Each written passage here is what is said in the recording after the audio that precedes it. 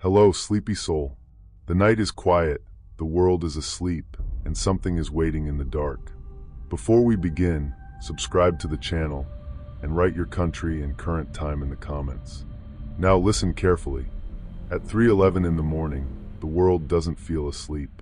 It feels like it's holding its breath. That's the best way I can explain it. There's something wrong with that time. Not midnight, not 3 exactly, not 4 when the early commuters start dragging themselves back into the world. 3:11 a.m. That was when he came in. Every night. Same black coat, same tired face, same black coffee. And for weeks, I thought he was just some lonely old man with a weird routine. I wish that's all he had been. My name is Daniel. I was 26 when this happened, living in a small town in northern Pennsylvania, the kind of place people drive through without remembering the name. At the time, I worked the overnight shift at a 24-hour convenience store called Miller's Market, right off the old state road. It wasn't a gas station exactly. It used to be years ago, but the pumps had been removed before I ever started there.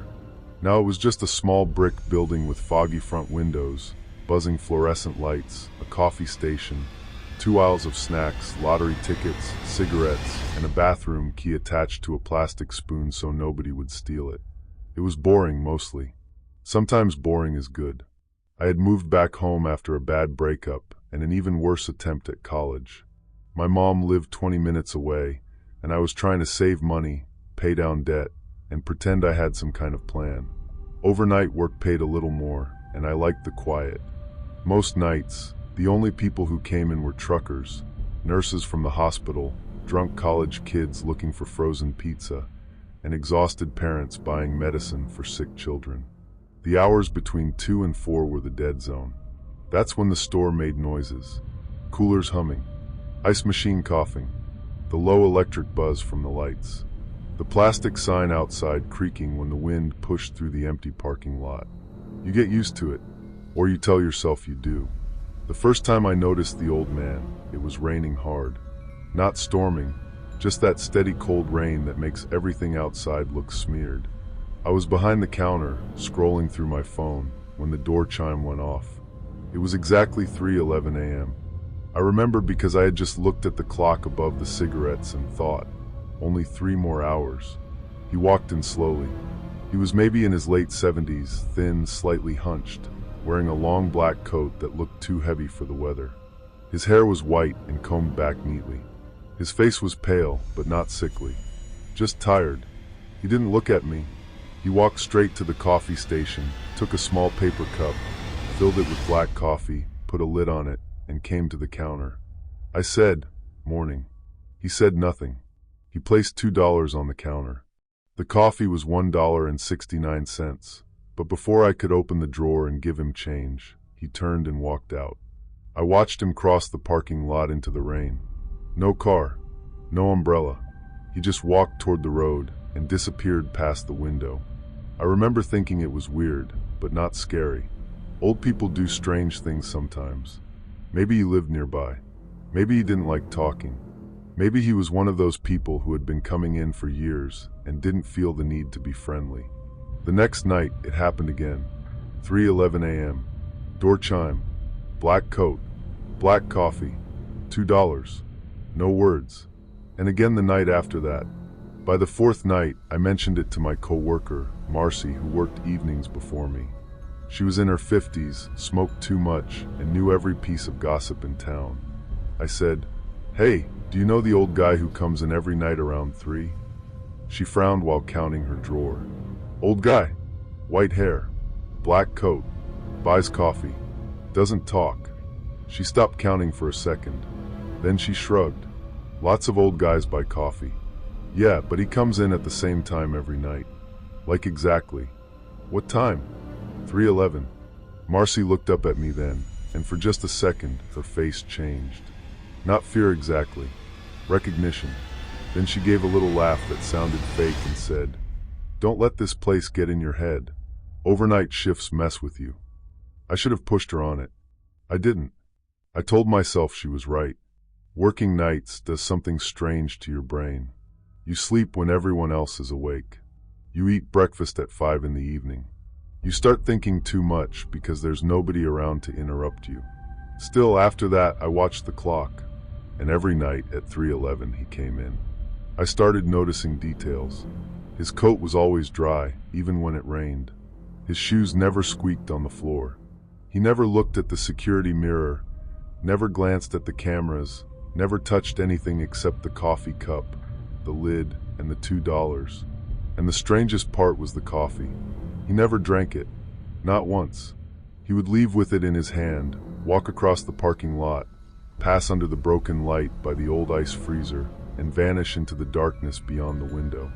No car ever pulled away. No footsteps outside. Nothing. After about 2 weeks, I tried talking to him again. He came in like always, and when he set the money down, I said, "You're always right on time."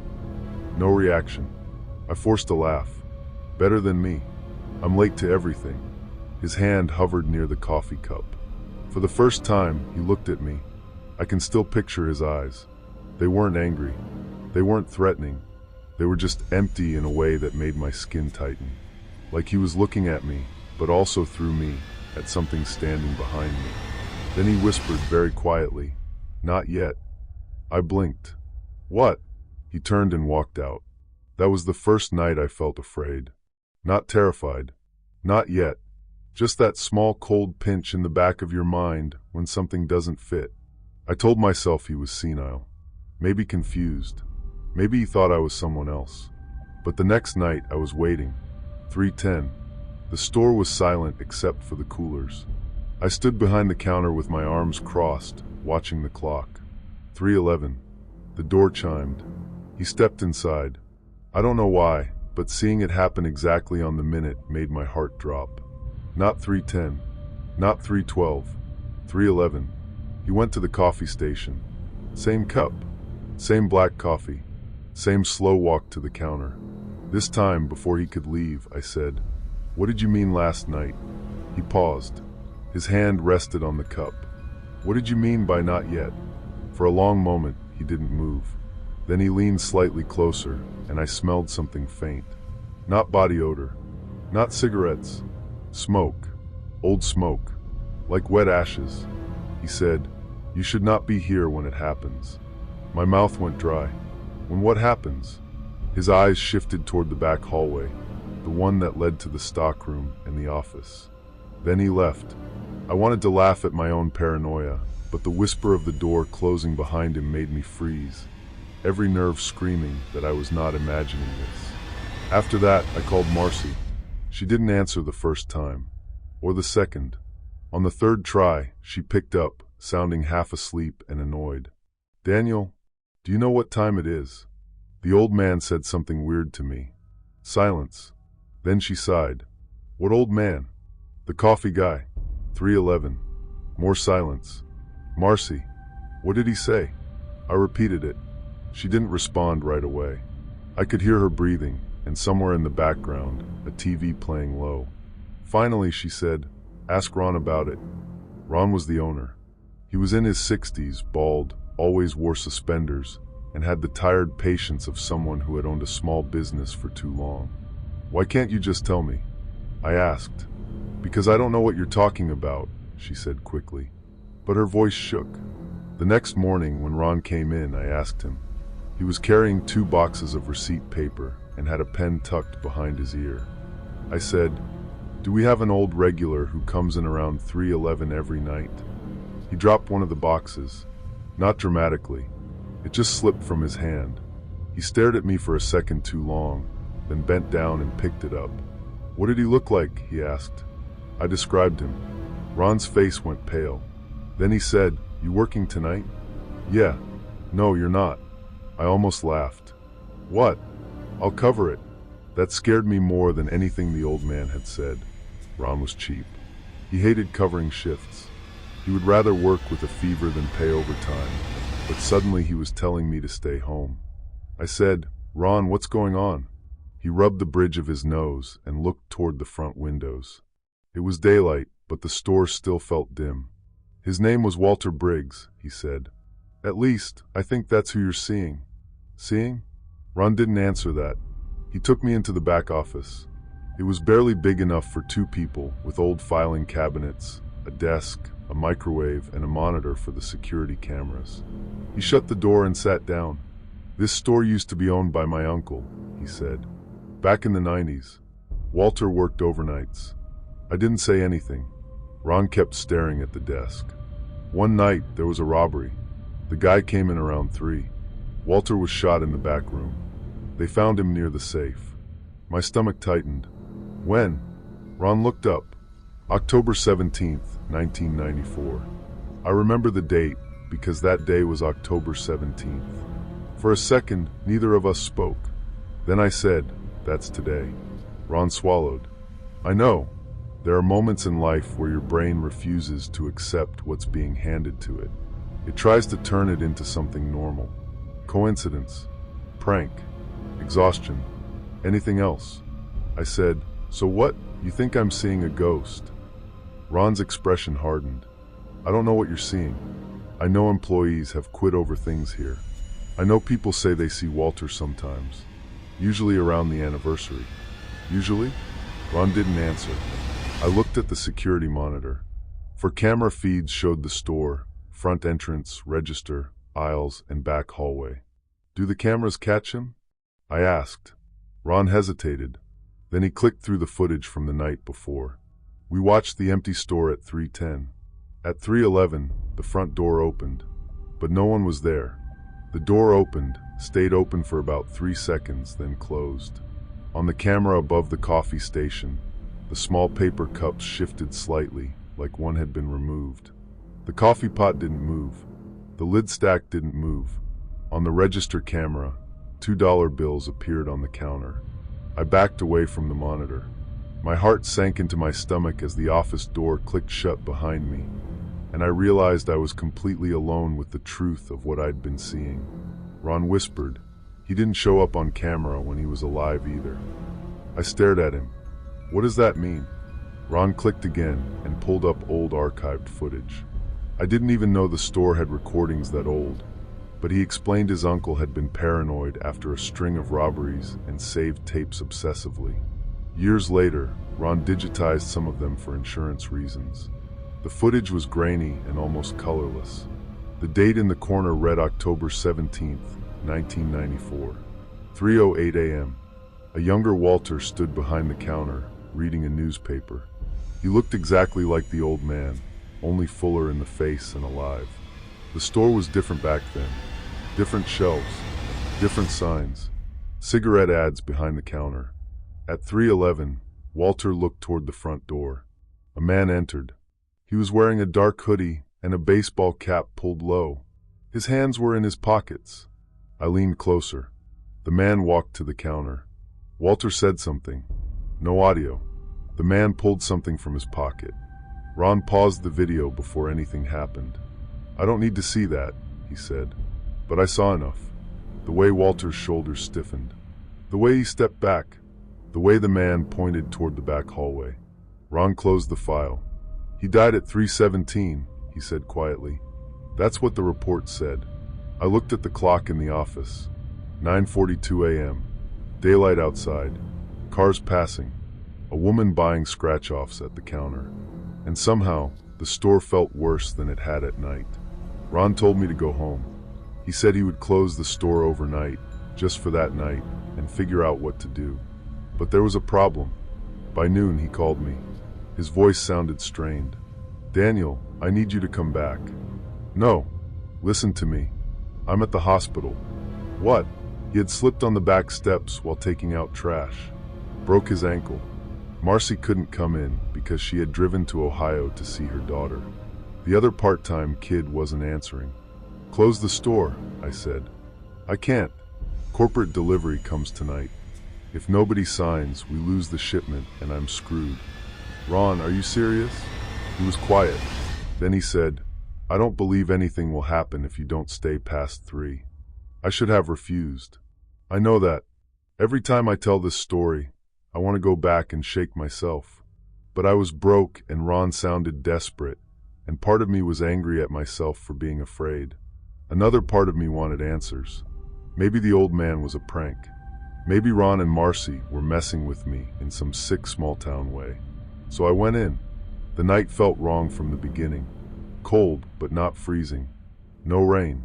No wind. Just stillness. The parking lot lights buzzed overhead. The broken one near the ice freezer flickered every few seconds, making the far end of the lot pulse between yellow and black. I kept the front doors locked between customers, even though I wasn't supposed to. I watched every car. I checked the back room twice. I kept a box cutter in my pocket and my phone charging by the register. Around 1:30, a trucker came in for coffee and beef jerky. I almost asked him to stay. That's how scared I was. But he left. At 2:45, the delivery still hadn't come. At 3 o'clock, the store went quiet. I stood behind the counter, staring at the clock. 3:07, 3:08, 3:09. The coolers hummed. 3:10. My hands were shaking so badly, I had to grip the edge of the counter. Then at 3:11, the door chimed. He came in. Walter. Same black coat. Same white hair. Same slow walk. But this time, he didn't go to the coffee station. He walked straight to me. I couldn't move. He stopped on the other side of the counter and stared at me with those empty, tired eyes. Then he said, "Tonight is the night." My voice barely came out. "The night you died?" He shook his head. "The night it happens again." The lights flickered. Just once. Walter turned his head toward the front windows. I followed his gaze. A car had pulled into the parking lot. It was an old dark sedan with one headlight dimmer than the other. It rolled slowly across the lot and stopped by the broken ice freezer. The driver killed the headlights. I could feel my pulse in my ears, my hands trembling as I fumbled for my phone. Every second felt stretched, like time itself was conspiring against me. I whispered, "Is that him?"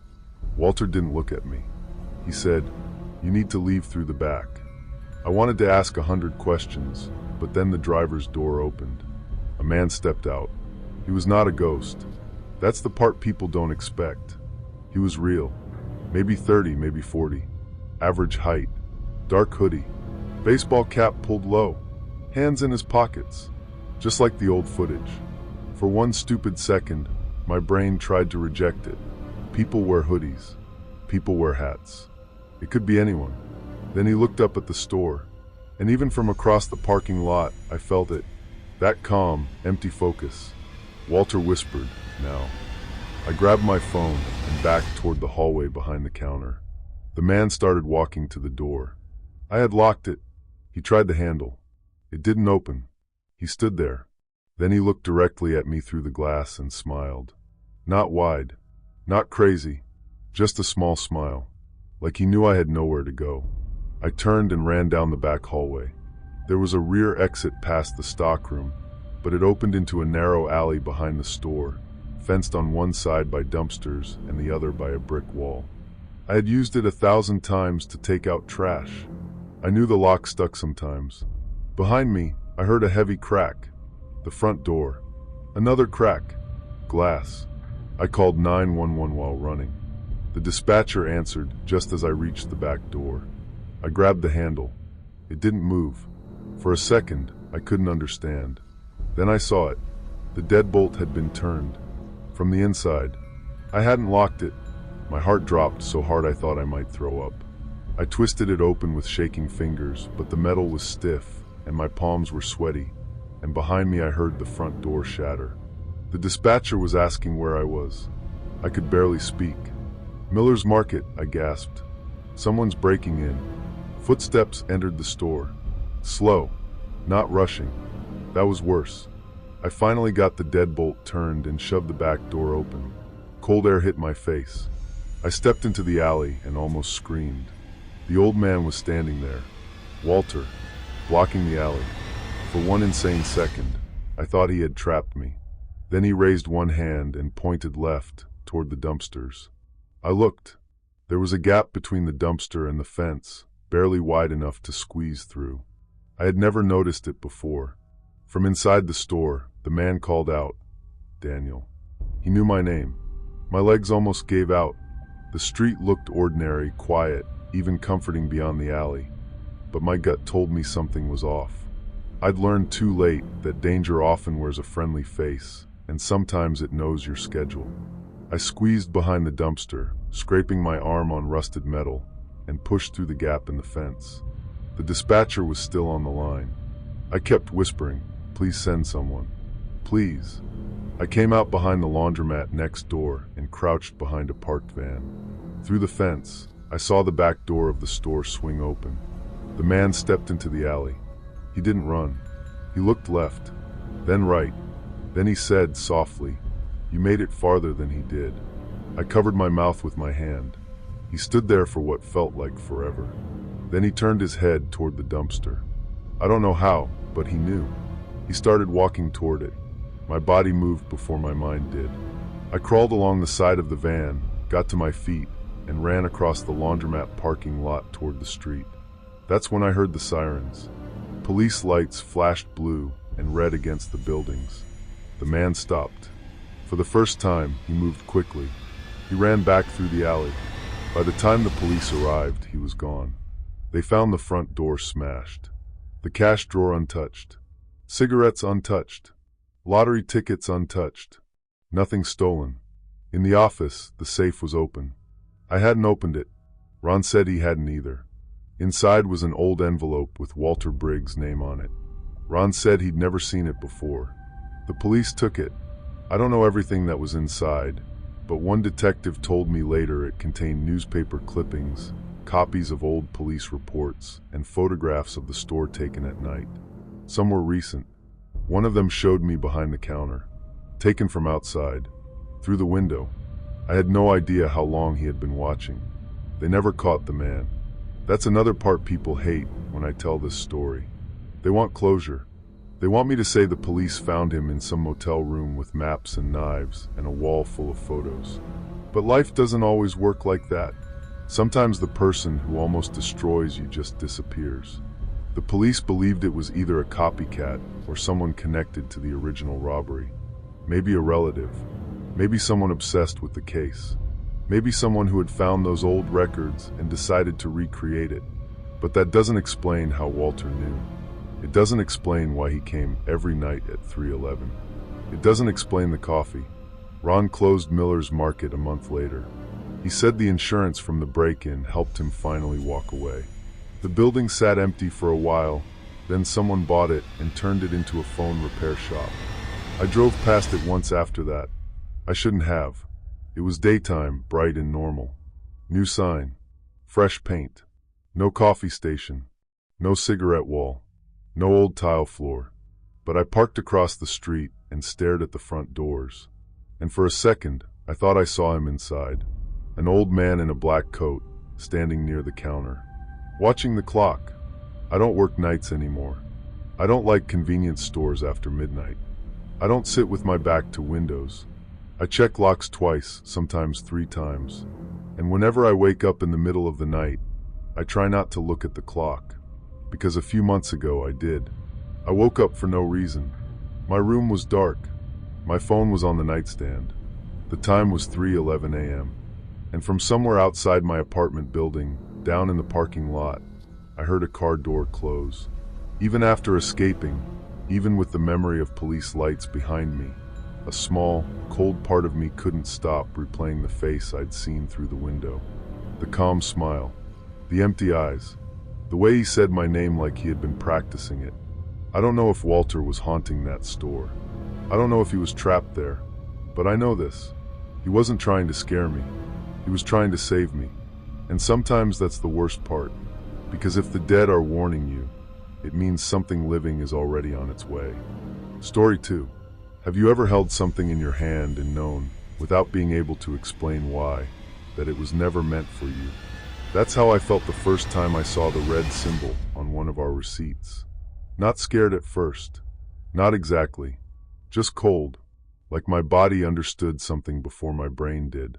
My name is Caleb. I was 24 when this happened, living in a small town in northern Ohio, the kind of place where everything closes early except the gas station and the grocery store. I worked nights at a 24-hour convenience store on the edge of town called Miller's Market, even though it wasn't really a market. It was more like a gas station with bad coffee, lottery tickets, cigarettes, frozen burritos, and one aisle of medicine that expired faster than anyone bought it. It was a boring job, mostly.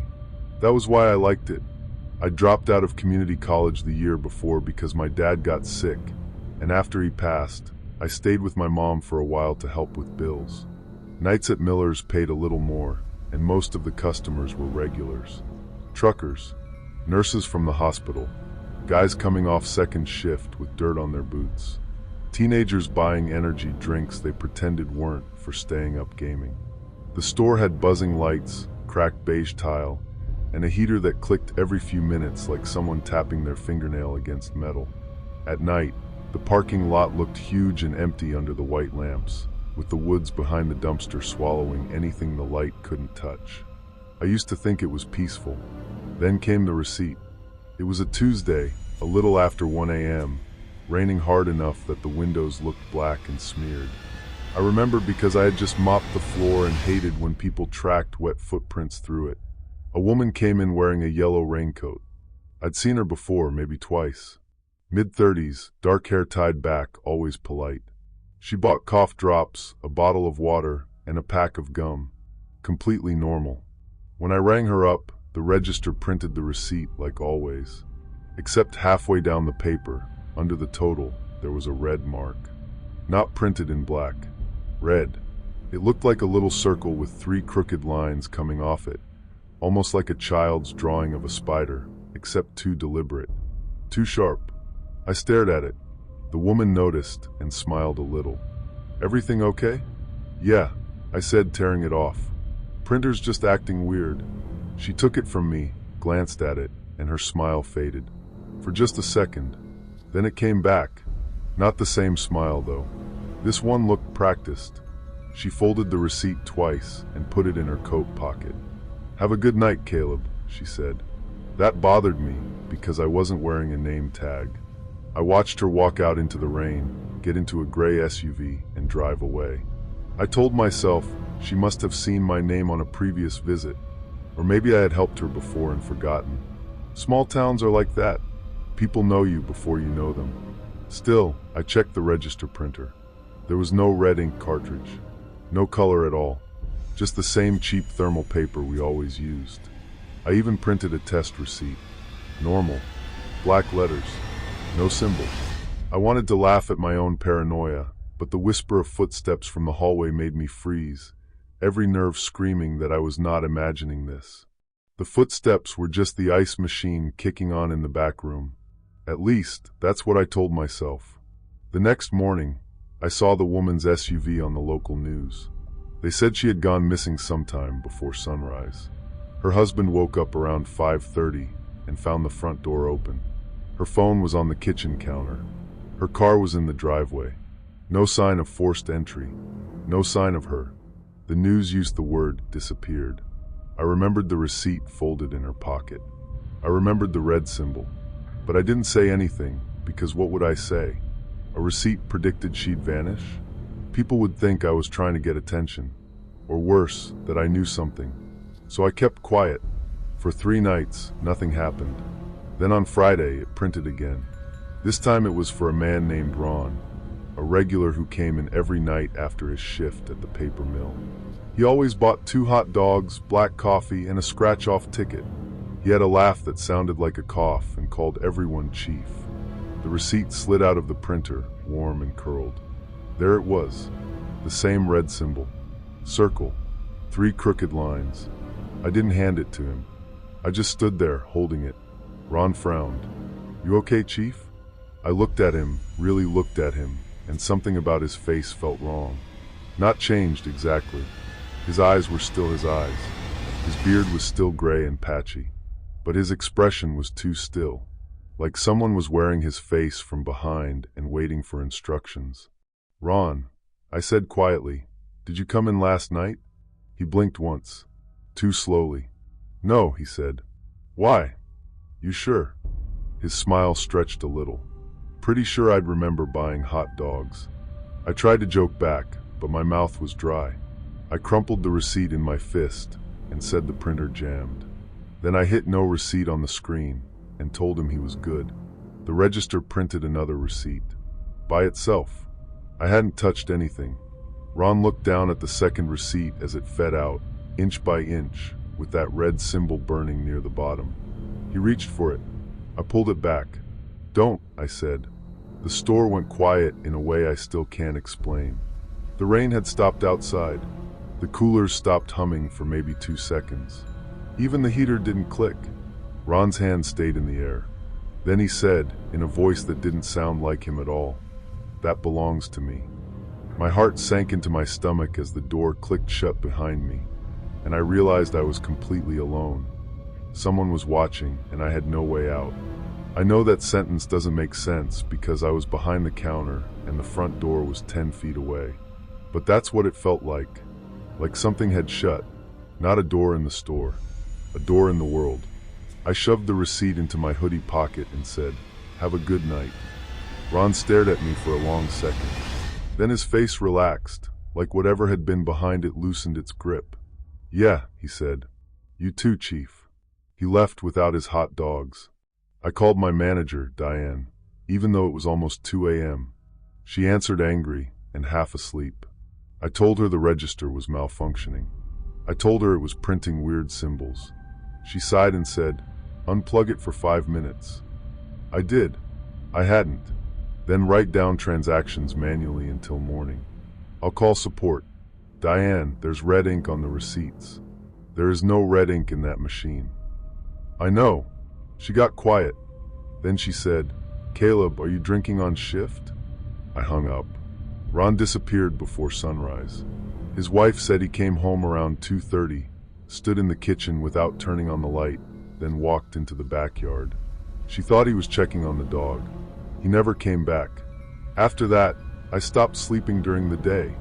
I'd lie in bed with blackout curtains pulled tight, listening to every car that slowed outside our house. My mom noticed. She asked if work was getting to me. I told her it was just the night shift. That was the first lie I regret. The second was when I didn't quit. I should have quit, but we needed the money, and there's something strange about fear when it comes wrapped in routine. You start bargaining with it. Maybe it's a prank. Maybe the register has some hidden diagnostic print.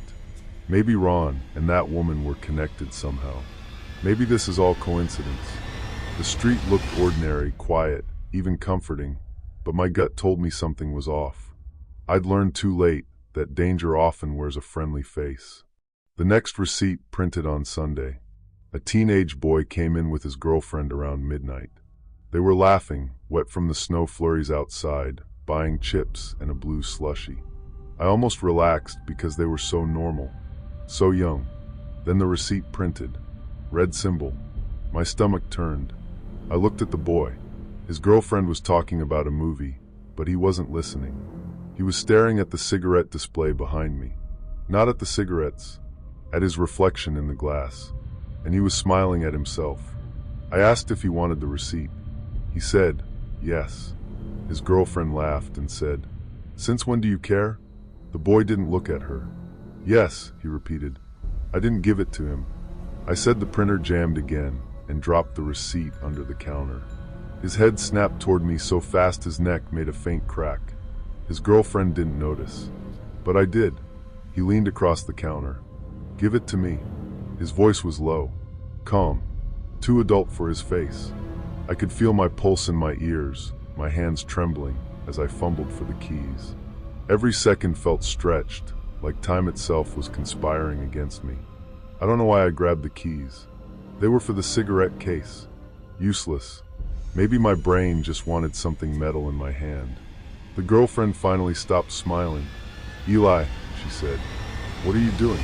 For a second, he looked confused. Then he turned to her and smiled like a normal kid again. "Nothing," he said. "Let's go." They left. I watched through the window as they crossed the parking lot. The girl walked fast, arms folded against the cold. Eli followed behind her, but not like a boyfriend. Like someone studying how to walk at the right distance. I called the police. I told the dispatcher I thought a customer might be in danger. She asked what made me think that. I couldn't say a receipt. So I said he was acting strange and aggressive. A patrol car came by 20 minutes later. The officer was kind, but tired.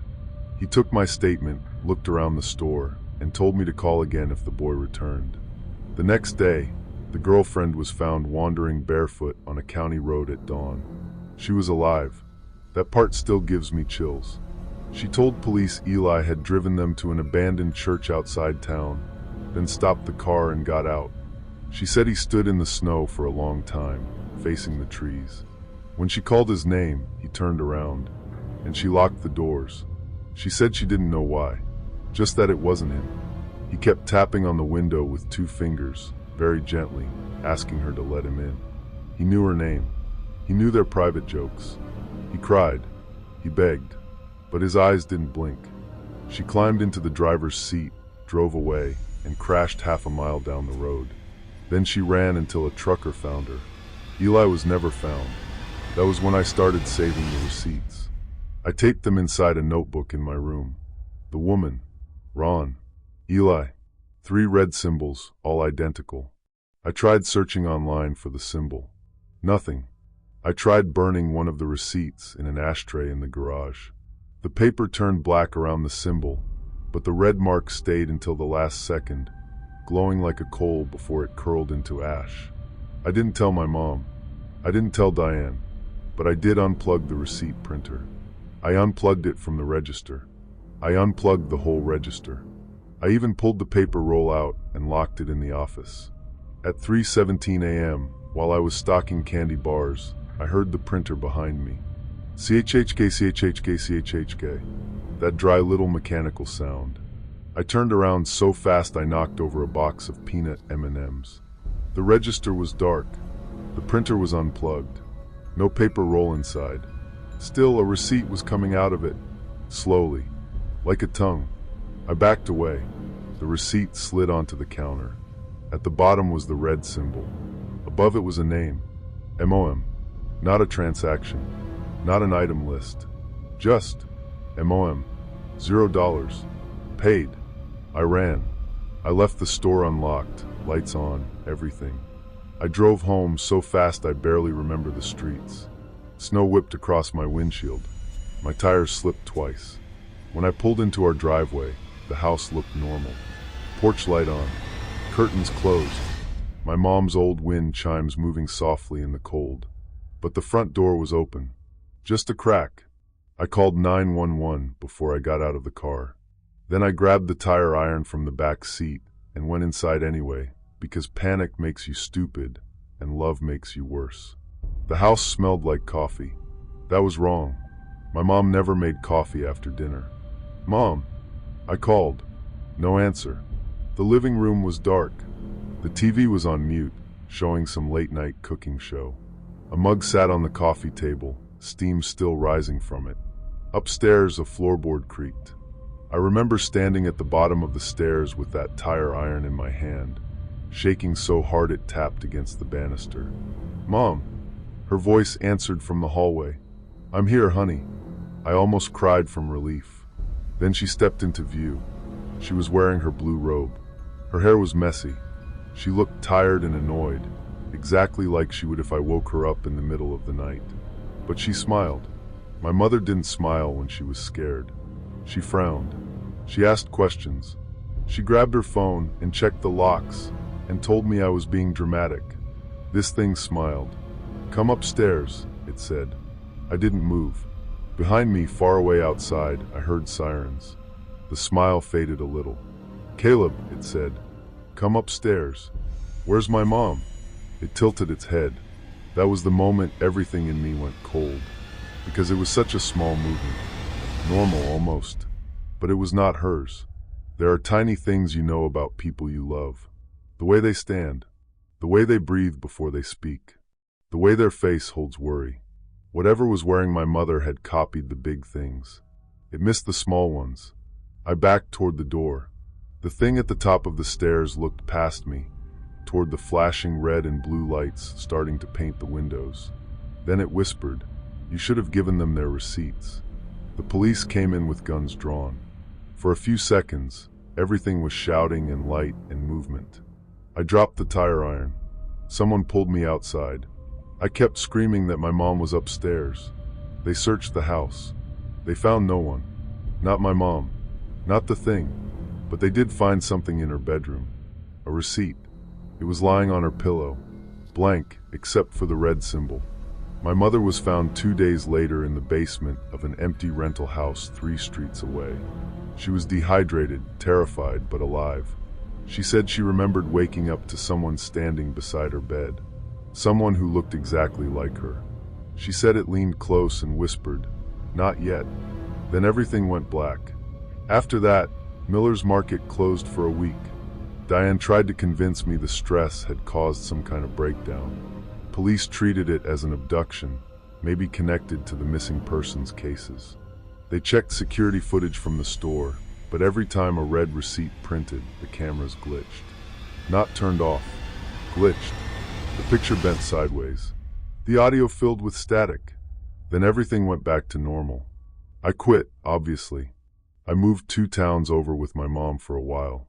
She recovered physically, but she was never quite the same. Neither was I. For months, I refused receipts anywhere. Grocery stores, restaurants, gas stations. I'd leave before the paper even finished printing. I watched people too closely. Cashiers, customers, my neighbors, myself, especially myself. Because here's the part one never told the police. The night my mom was taken, after they loaded her into the ambulance and took statements and told me I was safe, I went back to my car. There was a receipt under my windshield wiper. Dry, even though snow was falling. At the top, it had the name of my old store. Miller's Market. No items. No total. Just one line printed in black. You saw it wrong. And beneath that, in red, was the symbol. For a long time, I thought the receipts were warnings. I thought they predicted who would disappear before sunrise. That's what made sense to me. That was the story my brain could handle. But after my mom, I understood. The receipt wasn't warning who would be taken. It was marking who had already been replaced. That woman in the yellow raincoat. Ron. Eli. By the time they walked into the store, they were already gone. Something else had come in wearing them, buying cough drops, hot dogs, slushies, learning how to smile, learning how to talk, learning how to pass. And the register knew. I don't know how. I don't know why. Maybe it wasn't the register. Maybe that old machine just happened to be the thing that could show it. The last I heard, Miller's Market reopened under a new name. New owner. New flooring. New register system. I drove past it once, about a year later. It looked bright and clean and harmless. There were 2 cars at the pumps and a man inside buying coffee. As I passed, he turned his head, just for a second, and smiled at me through the window. Even after escaping, even with the safety of the police lights long behind me, a small, cold part of me couldn't stop replaying the face I'd seen through the window. The calm, empty eyes that didn't blink. I don't take receipts anymore. Not ever. And when a cashier asks if I want one, I always say no before they finish the question. Because sometimes the scariest part isn't what happened. It's knowing the world kept going afterward. People still buy coffee at 2 a.m. They still stand under buzzing lights. They still smile at strangers with familiar faces. And most of them never look closely enough to notice when something is missing. Story 3. Have you ever heard a sound that you knew deep down should not have been possible? Not weird. Not probably the pipes. I mean impossible. A sound coming from a place where nobody could be. A sound with timing. With patience. Like whoever was making it knew you were standing right there, listening. That's what happened to me during my 3rd week working the closing shift at a small restaurant outside Dayton, Ohio. I was 24 at the time. My name is Daniel. I had just moved back in with my mom after a rough year in Columbus, and I was trying to get my life back into something that looked normal. I wasn't doing anything exciting. I wasn't out partying. I wasn't involved with strange people. I was working nights at a place called Miller's Table, a family restaurant that sat between a gas station and a laundromat on the edge of town. It was the kind of place that smelled like fryer oil, coffee, and old carpet no matter how much we cleaned it. Older couples came in for meatloaf specials. Truck drivers stopped in for pie. High school kids came after games and left straw wrappers everywhere. It was boring, honestly. And at that point in my life, boring felt safe. The job itself was simple. I washed dishes, helped prep, took trash out, swept, mopped, and sometimes stayed late with the manager to close up. My manager was a woman named Carla. She was in her 50s, smoked on her breaks, and called everyone Han, whether she liked them or not. The kitchen had a walk-in freezer at the very back, past the dry storage shelves. It was old, loud, and always had frost built up around the metal frame.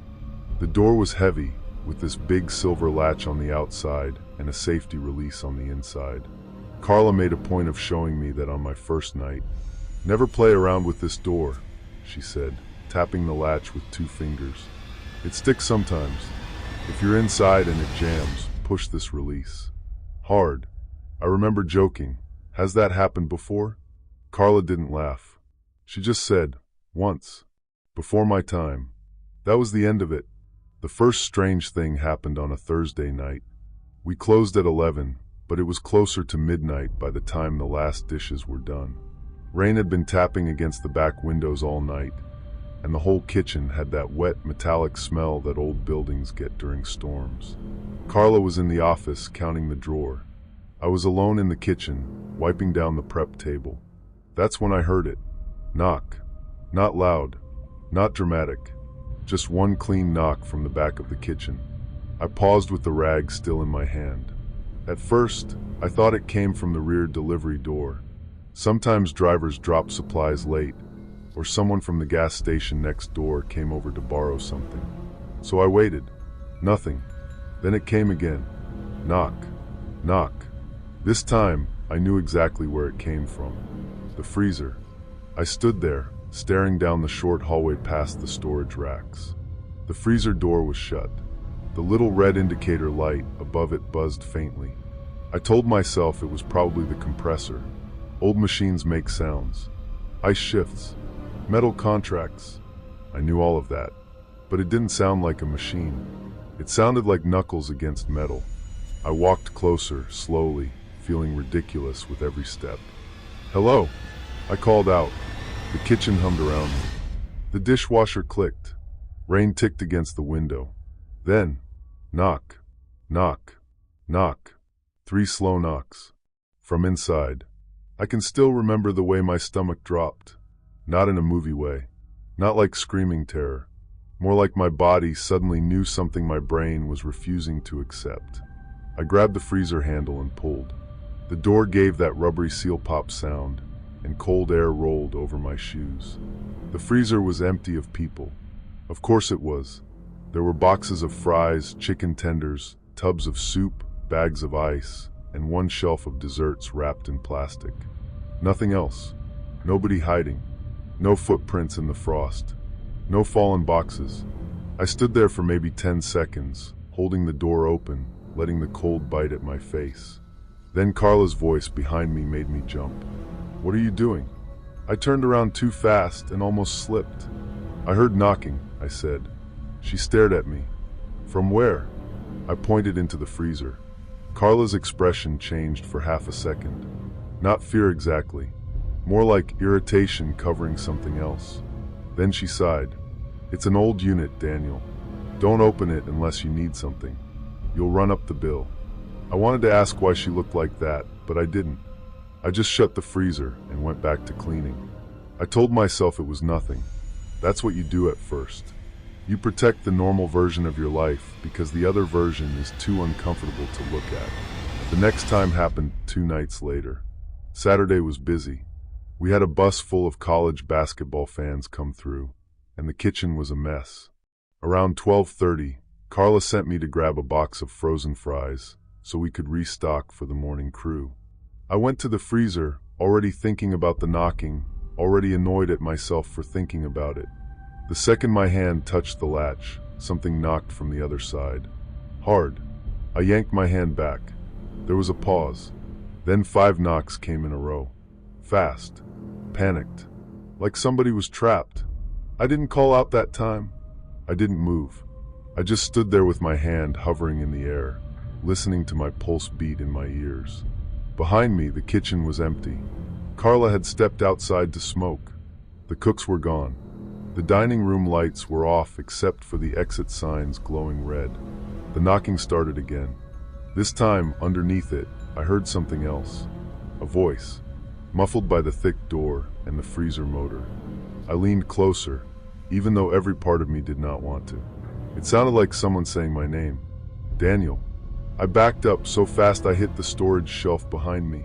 A plastic tub of sugar slid and thumped onto the floor, and that sound snapped me out of it. I ran to the back door and opened it. Carla was under the awning, smoking and looking at her phone. "What?" she said. "There's someone in the freezer." She looked past me into the kitchen. "No, there isn't. I heard them.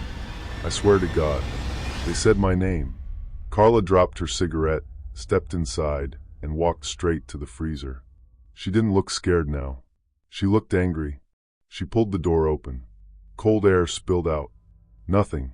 She stepped inside, checked behind the shelves, moved 2 boxes with her boot, and came back out. "See?" I didn't know what to say. "I heard it," I said quietly. Carla shut the door and lowered her voice. "Listen to me. Don't go telling people that. We've already had enough trouble keeping night staff. That was when I should have quit. I know that now. Instead, I apologized. I actually apologized for hearing my own name through a freezer door. The third incident was the one that made it impossible to ignore. It was a Tuesday night, slow and cold. The kind of cold where the air outside hurts your teeth. There were only 2 customers in the last hour, both regulars, both gone by 10:30. Carla left early because her daughter had a flat tire. She gave me the keys and told me to lock up after mopping. I didn't like being there alone, but I needed the job, and I kept telling myself the freezer thing was stress. Lack of sleep. New place. Old building. Around 11:40, I was dumping mop water when the lights flickered. Just once. The kitchen went dim, then bright again. The freezer motor changed pitch. It dropped into this low, grinding hum that vibrated through the floor. Then the knocking started. Not slow this time. Not careful. It was frantic. Bang, bang, bang. The metal door shook in its frame. I dropped the mop bucket handle. Dirty water splashed over my shoes. "Stop," I said. I don't know why I said that. The knocking stopped immediately. That silence was worse. I stood there frozen in the middle of the kitchen. Then from inside the freezer, someone whispered my name. Not loud, not muffled, clear. Daniel. I remember the feeling exactly. My scalp tightened. My hands went cold. I wanted to laugh at my own paranoia, but the faint scrape from behind that door made me freeze, every nerve in my body telling me I was not imagining this. I backed away until I hit the prep counter. Then my phone rang. It was Carla. I answered so fast I almost dropped it. "Did you lock up yet?" she asked. No. There must have been something in my voice, because she said, "What happened?" "It's happening again." She didn't ask what. There was a long pause. Then she said, "Do not open that freezer." Her voice was different. Flat. Serious. "What?" "Daniel, listen carefully. Leave through the front. Lock the door from outside. I'll come back." The knocking started again while she was talking. This time it sounded like 2 fists pounding. Carla heard it through the phone. I heard her breath catch. Then from inside the freezer, the voice called out, louder now. "Don't. Just that. Don't." My hand was shaking so badly the phone tapped against my cheek. "Carla," I whispered, "what is this?" "Leave." But I didn't. And I hate that part of myself. I hate that stupid, human need to know. Because the knocking was not just knocking now. It sounded desperate. Like someone was running out of air. Like someone needed help. I thought, what if it's real? What if someone somehow got locked in there? What if I leave and they die? So I put the phone down on the counter, still connected, and walked toward the freezer. Carla was shouting through the speaker. "Daniel, Daniel, don't you touch that door." I reached for the latch. The metal was so cold it burned my palm. The knocking stopped. The kitchen went completely quiet. Then the voice said, right against the other side of the door, "Please." I pulled it open. The freezer light flickered on. Empty. Again. But something was different. The cold felt wrong. Too thick. Too still. The freezer didn't hum anymore. The boxes on the shelves looked like they had been sitting there for years, covered in frost so heavy the labels were unreadable. And on the floor, just inside the door, there was a set of footprints. Not boots. Sneakers. My sneakers. Same size. Same tread pattern. Pressed into the frost from inside the freezer, facing the door. I stepped back. The phone on the counter was still making Carla's small, tinny voice. "Daniel, answer me." I shut the freezer door and ran. I didn't mop. I didn't turn off the lights. I didn't check the registers. I ran out through the front, locked the door with shaking hands, and sat in my car until Carla pulled into the lot 20 minutes later. She didn't scold me. She didn't say "I told you so." She just looked at me through my windshield like she already knew this was going to happen. Inside, she pulled up the security footage. Miller's table had 4 cameras: dining room, register, back door, and kitchen. The kitchen camera was mounted high in the corner, angled toward the prep area and the freezer door. Carla rewound to the time I heard the knocking. At first, the footage showed exactly what I remembered. Me in the kitchen, the lights flickering, me dropping the mop bucket handle, me answering the phone, me walking toward the freezer. But then Carla paused it. "There," she said. The freezer door was still closed in the video, but through the small square window near the top of the door, there was a face. Standing inside, staring out. I couldn't speak. The image was grainy and blue-tinted from the freezer light, but it was clear enough. A man stood behind the glass, close to the door. He was pale. His lips were slightly parted. His eyes were fixed directly on me. He was wearing my work shirt, my black hoodie, my face. Not similar. Not someone who looked like me. It was me, but older. Not by decades. Maybe a few years. His hair was longer. His face was thinner. There was a small scar across his eyebrow that I did not have then. And he looked terrified. Carla pressed play. On the screen, I walked toward the freezer. The other me began shaking his head. Slowly at first. Then harder. He raised both hands and pressed them against the inside of the window. He was mouthing something. Carla turned up the volume, but the camera didn't record sound well. It was just static and freezer hum. I leaned closer to the monitor. I could read his lips. "Don't open it." The video showed me reaching for the latch. The other me slammed his fists against the door. That was the knocking. He wasn't trying to get out. He was trying to stop me from opening it. The moment I pulled the door open, the camera glitched. The whole image tore sideways for less than a second, like a corrupted file. When it came back, I was standing in front of an empty freezer. The other me was gone. Carla shut the laptop. Neither of us said anything for a while. Finally, I asked, "What happened here?" She rubbed her face with both hands. "There was a guy before you," she said. "Years ago. Night shift. He said the same thing. Knocking in the freezer. Voices. He quit after a week." "That's it." "No," she said. Carla looked toward the kitchen, even though we were alone in the office. 2 managers before me, somebody got locked in there overnight. Not a worker, a delivery guy. They found him in the morning, alive but barely. After that, people started saying the freezer acted weird. I stared at her. "Acted weird?" She gave a humorless laugh. "I know how that sounds. Why didn't you tell me?" "Because people don't believe things like this until it's too late." I quit that night. I didn't give notice. I didn't pick up my last check until a week later, and I made my cousin come with me in broad daylight. For a few months, I tried to move on. I told myself the footage had been fake somehow. A glitch, a reflection, some kind of stress-induced thing my mind had turned into a face. But then, about 6 months later, I got into a car accident. Nothing dramatic. A guy ran a red light and clipped the front of my car. The airbag went off. I hit my head. I needed stitches above my right eyebrow. The scar healed into a thin line. The same scar I had seen on the man in the freezer footage. That was when I understood something I still don't fully know how to explain. The person in that freezer was not a ghost. It was not a stranger. It was me.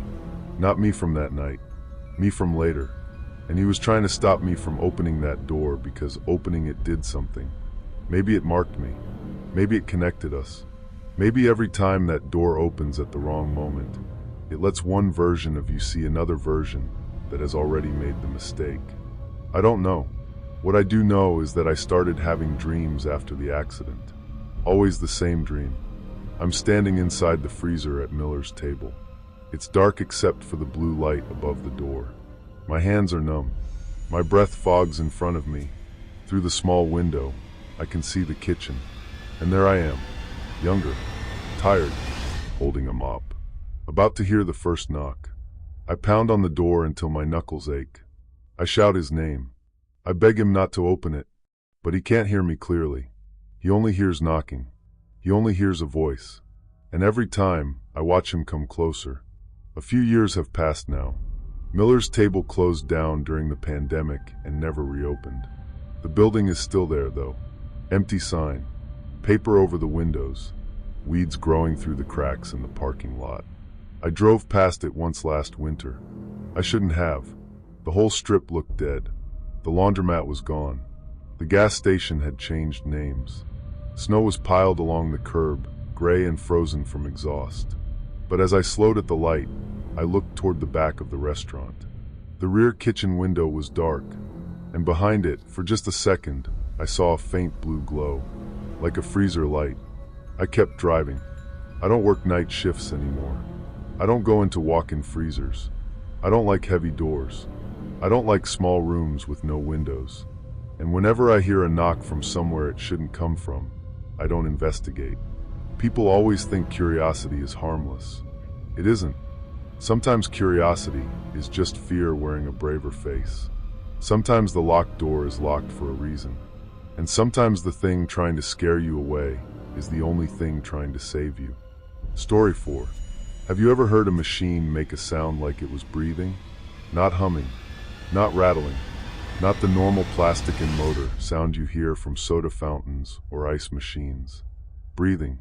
Slow, wet, patient breaths. I know how that sounds. I know it makes this whole thing seem fake before I even get into it. But I worked overnight at a convenience store for almost a year, and after enough nights alone under buzzing fluorescent lights, you learn the difference between normal store noises and something that does not belong. My name is Marcus. I was 23 when this happened, living in a small town in northern Ohio, the kind of place people only stop in because they need gas, cigarettes, coffee, or a bathroom. I was taking community college classes during the day and working nights at a 24-hour gas station on the edge of town. It was not a scary place. Not really. The store sat off a two-lane road, next to an old car wash that hadn't worked in years. Across the street was a closed-down furniture warehouse with half the letters missing from the sign. Behind the store there was a little drainage ditch, then a strip of woods that ran toward the highway. Most nights were boring. Truckers, nurses getting off late shifts, teenagers buying energy drinks, cops grabbing burnt coffee and pretending they didn't notice me watching YouTube behind the counter. My shift was 10 p.m. to 6 a.m. I liked it at first. It was quiet. I could do homework between customers. My manager, Darlene, trusted me because I showed up on time and didn't steal lottery tickets like the last guy. The only thing I hated was the Slurpee machine. It was one of those big 3-barrel machines near the back wall. Blue raspberry, cherry, and cola. The machine was old, louder than it should have been, and always leaking syrup from one of the nozzles. Darlene said corporate kept promising to replace it, but never did. It's got personality, she told me once. I remember laughing. That machine had more than personality. The first weird thing happened on a Wednesday night in October. It had rained all day, and by midnight, fog was sitting low over the parking lot. Not thick enough to hide everything, just enough to make the streetlights glow. I was behind the counter, reading for my psychology class, when I heard the Slurpee machine click. Not a big sound, just a clean little click, like someone had flipped a switch. I looked up. Nobody was in the store. The machine started spinning by itself. That wasn't unusual. The barrels rotate all night. But this was different. The left barrel, the blue raspberry one, stopped moving. Then the middle barrel started turning faster. The cherry flavor turned darker and darker until it looked almost black. I walked over, annoyed more than scared, because I figured something had jammed. That's when I saw the little digital label above the middle nozzle. Usually it said cherry. Now it said midnight. Just that. Midnight. I stared at it for a second, waiting for it to flicker back. It didn't. I leaned close and smelled it. It didn't smell like cherry anymore. It smelled sweet, but not fruity. More like old flowers and metal. Like someone had spilled cough syrup in a wet basement. I told myself it was a glitch. Old machine, bad wiring, syrup mix gone weird. I turned the machine off at the wall, made a note in the maintenance log, and went back to the counter. At 12:08 a.m., the front door chimed. A man came in wearing a gray hoodie and sweatpants. I recognized him vaguely. He was one of those regulars who never said much. Bought lottery tickets, sometimes beer, always paid in cash. He walked straight past me to the Slurpee machine. I called out, "Hey, that machine's off right now. It's acting up." He didn't answer. He picked up the largest cup, pressed it under the middle nozzle, and pulled the handle. Black slush poured out. The machine was unplugged. I remember that part clearly because the cord was lying on the floor beside it. I could see the metal prongs. Still, the drink kept coming. I froze. The man filled the cup to the top, put the plastic dome lid on, stuck a straw through it, and took a long sip. I said, "Sir?" He turned toward me. His face was completely calm. Not happy, not confused, just empty in a peaceful way, like he'd just remembered something he had been waiting for. Then he walked out. He left without paying. Normally I would have yelled. I would have gone after him, or at least written it down. But something about the way he moved made me stay behind the counter. He walked across the parking lot into the fog, and then he was gone. Not turned the corner, not got in a car. Gone.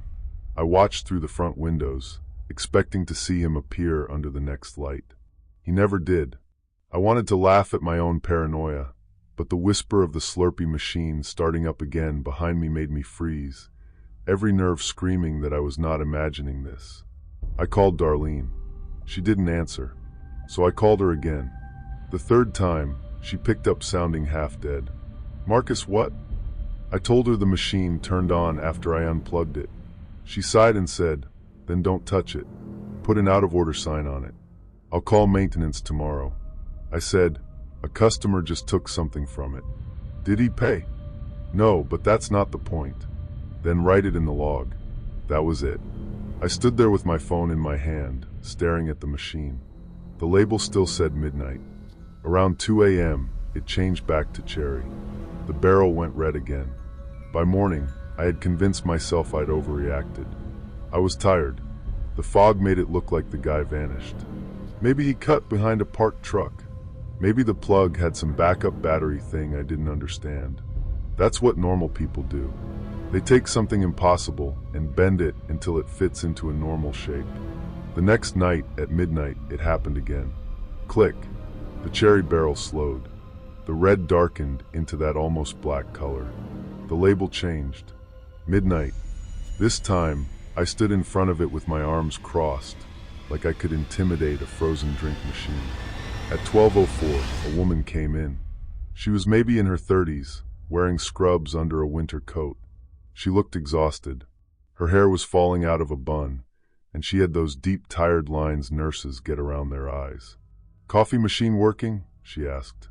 "Yeah," I said. But she didn't go to the coffee. She went to the Slurpee machine. My mouth went dry. I said, "Ma'am, that's out of order." She picked up a cup. I walked out from behind the counter. "Seriously, don't drink that. The syrup's bad or something." She looked at me, and for 1 second she seemed confused, like she had no idea how she'd ended up there. Then her face softened. "It's okay," she said. Her voice was flat, gentle but wrong. She filled the cup with the black slush. I reached for it before she could drink, but she pulled away fast.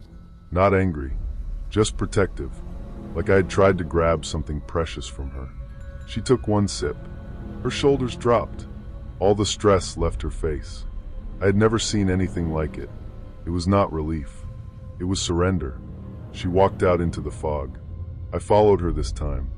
The street looked ordinary, quiet, even comforting, but my gut told me something was off. I'd learned too late that danger often wears a friendly face. I got to the edge of the sidewalk just as she crossed toward the side of the building. There was no car waiting, no one standing there. She walked behind the store. I jogged after her.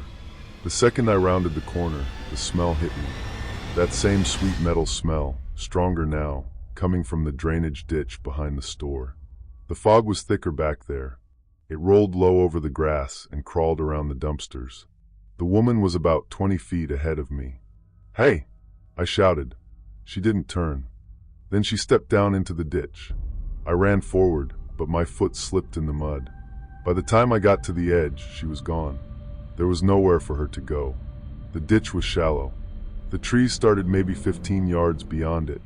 I should have seen her, but the fog shifted, and the only thing down there was her Slurpee cup, sitting upright in the mud. Still full. The straw had a faint smear of black on it. I backed away from it. I called the police. 2 officers came by 20 minutes later. One was older and irritated. The other looked like he'd rather be anywhere else. I told them a woman had walked behind the store and disappeared. The older one asked, "Disappeared how?" "I don't know." "Into the fog." He gave me that look people give you when they've already decided you're wasting their time. They walked around back with flashlights. They found no footprints besides mine, which made no sense because the ground was wet. They asked if I'd been drinking. I said no. They asked if I'd taken anything. I said no. They took the cup as possible evidence, but I could tell they didn't care. Before leaving, the older cop told me, "People wander off. Doesn't mean something happened, but people don't wander off leaving no tracks in mud. And they don't do it with calm smiles after drinking something from an unplugged machine." The next day I told Darlene I wanted the machine removed. She looked at me over her reading glasses and said, "Marcus, I watched the camera footage." My chest tightened. "And?" She turned her monitor around. The footage showed the woman entering the store. It showed her walking past me. It showed me talking to her. But when the camera faced the Slurpee machine, the picture glitched. Just static. Not the whole store. Just the area around the machine. Then the footage skipped to her walking out. Darlene frowned. "Could be a camera issue. Every night at midnight?" She didn't answer. I said, "Did you check the guy from the night before?" She clicked around, found the footage, and went pale. Same thing. Static around the machine. Then him walking out. She told me she'd call corporate maintenance again and put in an urgent request. Then she told me not to talk about it with customers because she didn't want rumors. I almost quit that day. I should have, but I needed the money. My mom was helping my little brother with school clothes, and I was paying for my classes myself. I told myself I'd just avoid the machine. Keep an eye on it. Call the cops earlier if anything happened again. That night, I brought my own padlock and locked the front door at 11:55.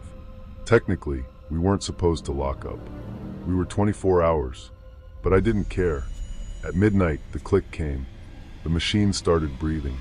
That is the only word for it. The barrels pulsed.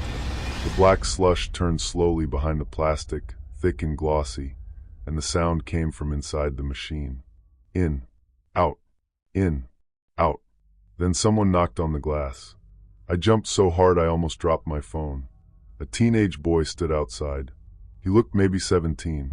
He wore a Letterman jacket and had fog beaded in his hair. His face was blank, his eyes half-lidded, like he was sleepwalking. I went to the door but didn't unlock it.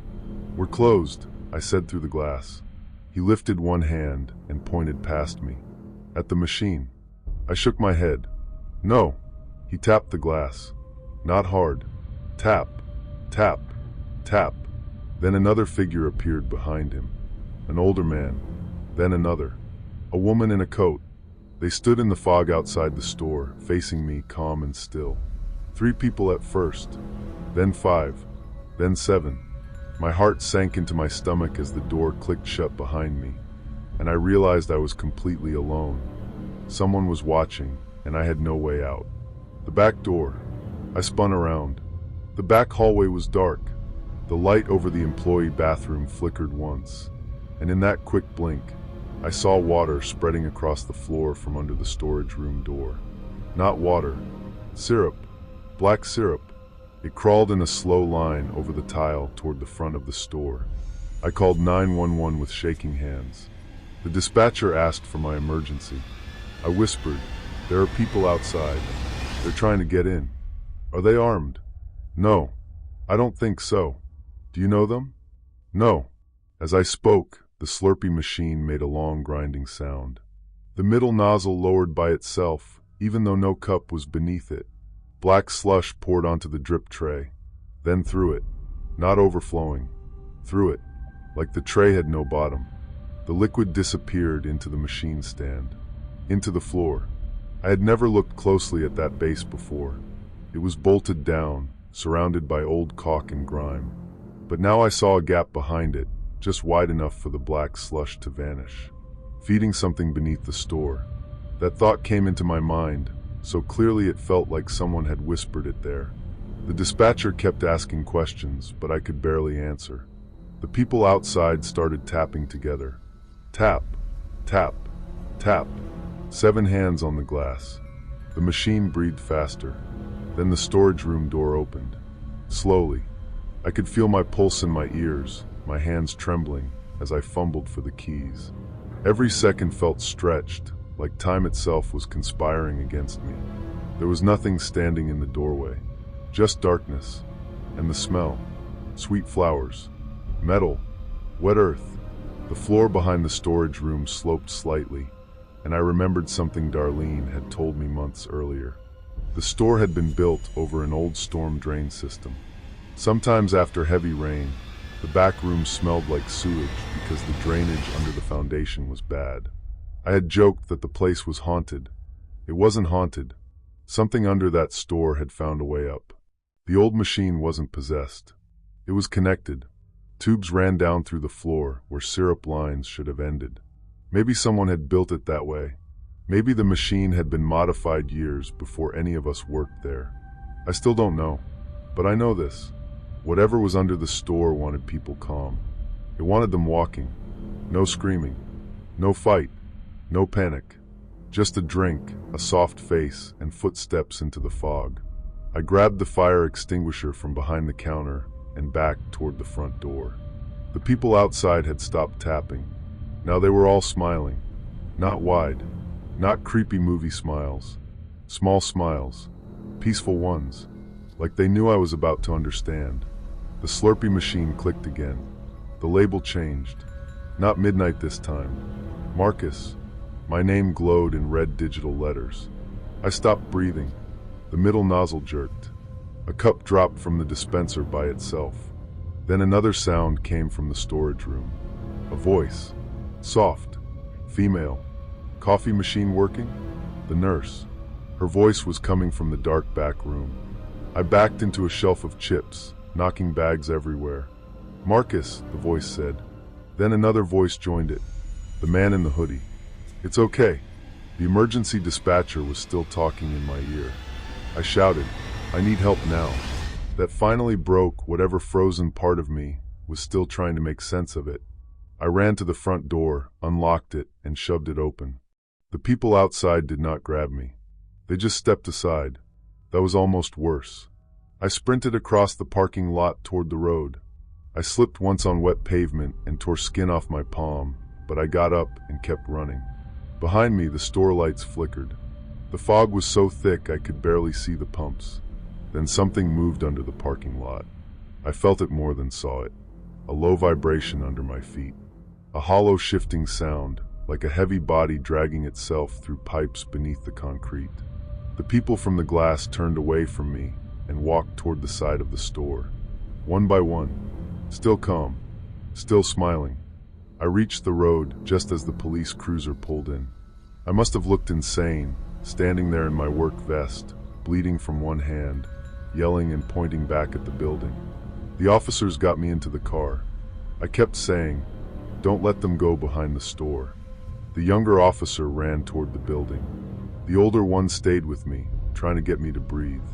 Then we heard the crash. Not an explosion, a collapse. The ground behind the store dropped in on itself. The whole back corner of the building sagged, and the lights went out at once. The Slurpee machine, all the coolers, the sign over the cigarettes, everything went black. For 1 second, there was silence. Then the smell rolled across the parking lot. So strong the older officer gagged and covered his mouth. More police came. Firefighters, city workers, men in hard hats. They taped off the whole property before sunrise. They found a sinkhole behind the building, connected to old drainage tunnels that supposedly should have been sealed decades ago. That's what the official report said. A structural failure caused by rain, poor maintenance, and underground erosion. As for the people, no bodies were found. Not the nurse, not the man in the hoodie, not the others from the glass. The police asked me to describe them, but only 2 matched missing persons reports. The nurse had never made it home after her shift at the hospital. The man in the hoodie was reported missing by his sister 3 days later. Darlene quit 2 weeks after it happened. Corporate demolished the store before the end of the month. They never reopened that location. I moved out of town the next spring. I changed my major. I stopped working night shifts. For a while, I couldn't go into gas stations at all. Even now, years later, I avoid frozen drink machines. I know that sounds stupid, but I don't care. Sometimes I still dream about that label. Marcus, red letters glowing through the dark. And sometimes, when it rains hard and fog gathers low against the street, I swear I smell it again. Sweet, metallic, like old flowers in a wet basement. The official story is that the store collapsed because the ground underneath it was unstable. Maybe that's true, but I know what I heard under the floor that night. I know what came through that machine, and I know those people didn't walk into the fog because they were scared. They walked because something had made them calm enough to be eaten. That's the part one can't get over. Not the machine, not the darkness, not even my name on that little red screen. It's knowing how easy it was. A cup, a straw, 1 sip, then peace, then footsteps, then nothing. Story 5. Have you ever passed a place on the road and felt like it was watching you? I don't mean a person inside it. I mean the place itself. Like the windows are eyes and the lights are bait, and the front door is waiting for you to make one stupid decision. I was 19 when this happened. My name is Ryan, and at the time I was living in a small town outside Flagstaff, Arizona.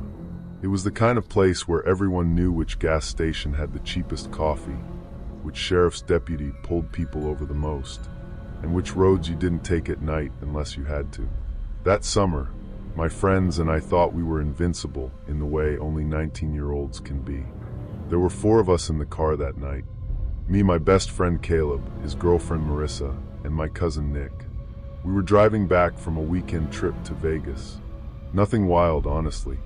We didn't have much money, so most of the trip was cheap food, walking around, taking pictures, and pretending we weren't exhausted. By the time we hit the long, empty stretch of highway back toward home, it was a little after 1 in the morning. The desert at night has a silence that feels too big. The road was black. The sky was wide open. Every now and then, the headlights would catch a reflector or a road sign, and then it would disappear behind us like it had never existed. Caleb was driving. I was in the passenger seat. Nick was asleep behind me with his hoodie pulled over his face, and Marissa was half awake, leaning against the window. We were running on vending machine snacks and bad gas station coffee, and I remember Caleb tapping the fuel gauge and saying, "We should stop somewhere soon." I checked my phone. No service. That wasn't unusual out there. A few miles later, we saw the sign. A tall, glowing 7-Eleven sign standing alone in the dark, just off the highway. At first, it felt like luck. Caleb laughed and said, "Saved by Big Gulp." But something about it bothered me right away. I had driven that road before. Not every week, but enough times. And I didn't remember a 7-Eleven being there. There was usually nothing for miles except scrub brush, old fences, and the occasional abandoned building. But there it was, bright and open, with 2 gas pumps out front and a little square store behind them. I told myself I was tired. That's what you do at first, when something feels wrong. You explain it away because the other option is too uncomfortable. We pulled in. The parking lot was empty, except for one old pickup parked near the side of the building. The store lights buzzed faintly. Not loudly, but enough that I noticed when I opened the car door. The air smelled like hot dust, gasoline, and something sweet, like melted plastic or old syrup. Caleb started pumping gas. Nick woke up confused and asked where we were. Marissa said she needed the bathroom, so I went inside with her while Nick stayed by the car. The bell above the door gave this weak little ding when we walked in. Inside, the store felt wrong. Not scary at first. Just off. The shelves were stocked, but the packaging looked outdated. Not ancient, not like the 1950s or anything dramatic. More like late 90s. Bright colors, old logos, brands I hadn't seen since I was a kid. There were racks of VHS tapes near the counter. Actual VHS tapes. A little display of disposable cameras. A payphone on the wall next to the bathroom hallway. I remember Marissa stopping beside me and whispering, "Is this place supposed to be retro?" I almost laughed because that made sense. Some weird themed gas station in the middle of nowhere. But then I looked at the cashier. He was a young guy, maybe mid-20s, standing behind the counter in a green 7-Eleven polo. He had pale skin, dark hair parted down the middle, and this tired look on his face like he had been awake for days. He didn't greet us. He just watched us, not in a threatening way, more like he was waiting for us to recognize him. Marissa asked where the bathroom was, and he pointed toward the back without saying a word. I walked down one of the aisles while she went. The floor tiles were yellowed and sticky under my shoes. Somewhere overhead, a radio was playing low. Some old pop song I recognized but couldn't place. Then the song cut out. A male announcer's voice came through, cheerful and muffled. "Coming up this weekend, July 23rd, 1999. I froze. I stood there holding a bag of chips I didn't even remember picking up. The voice kept going, talking about traffic, weather, and some local event like nothing was strange. I looked at the cashier again. He was still watching me. I wanted to laugh at my own paranoia, but the feeling in my stomach had already changed. It wasn't normal nervousness anymore. It was that deep, cold warning your body gives before your brain understands why. Marissa came out of the bathroom rubbing her hands on her jeans. "Ryan," she said quietly, "the bathroom mirror is cracked." I said, "Okay." She shook her head. "No, like there's writing on it." I didn't want to go look, but I did. The bathroom smelled like bleach and old cigarettes. The mirror over the sink had a long crack running through it, and scratched into the glass were 4 words. "Don't leave with him." Marissa stood behind me, hugging herself. "Probably some creepy joke," I said, but my voice didn't sound convincing. Then we heard Caleb shouting from outside. Not screaming, just calling us. "Guys, you seeing this?" We left the bathroom and hurried toward the front. As we passed the counter, the cashier finally spoke. "You shouldn't have stopped here." His voice was flat, almost bored. I stopped. "What?" He looked past me, through the glass doors, toward the pumps. "You never do." That was when the power flickered. Not fully off, just a quick stutter. The lights blinked, the hum stopped, and for half a second, the store went dark. In that half second, I saw people standing between the aisles. At least 5 of them. A woman in a denim jacket. A little boy holding a soda cup. An older man near the magazine rack. A girl about my age by the freezer doors. They were all facing us. Then the lights came back, and they were gone. Marissa grabbed my arm, so hard her nails dug into my skin. "You saw that?" she whispered. I didn't answer. We ran outside. Caleb was standing by the driver's side door, staring at the gas pump. The pump display didn't show gallons or price. It showed a date, July 23rd, 1999.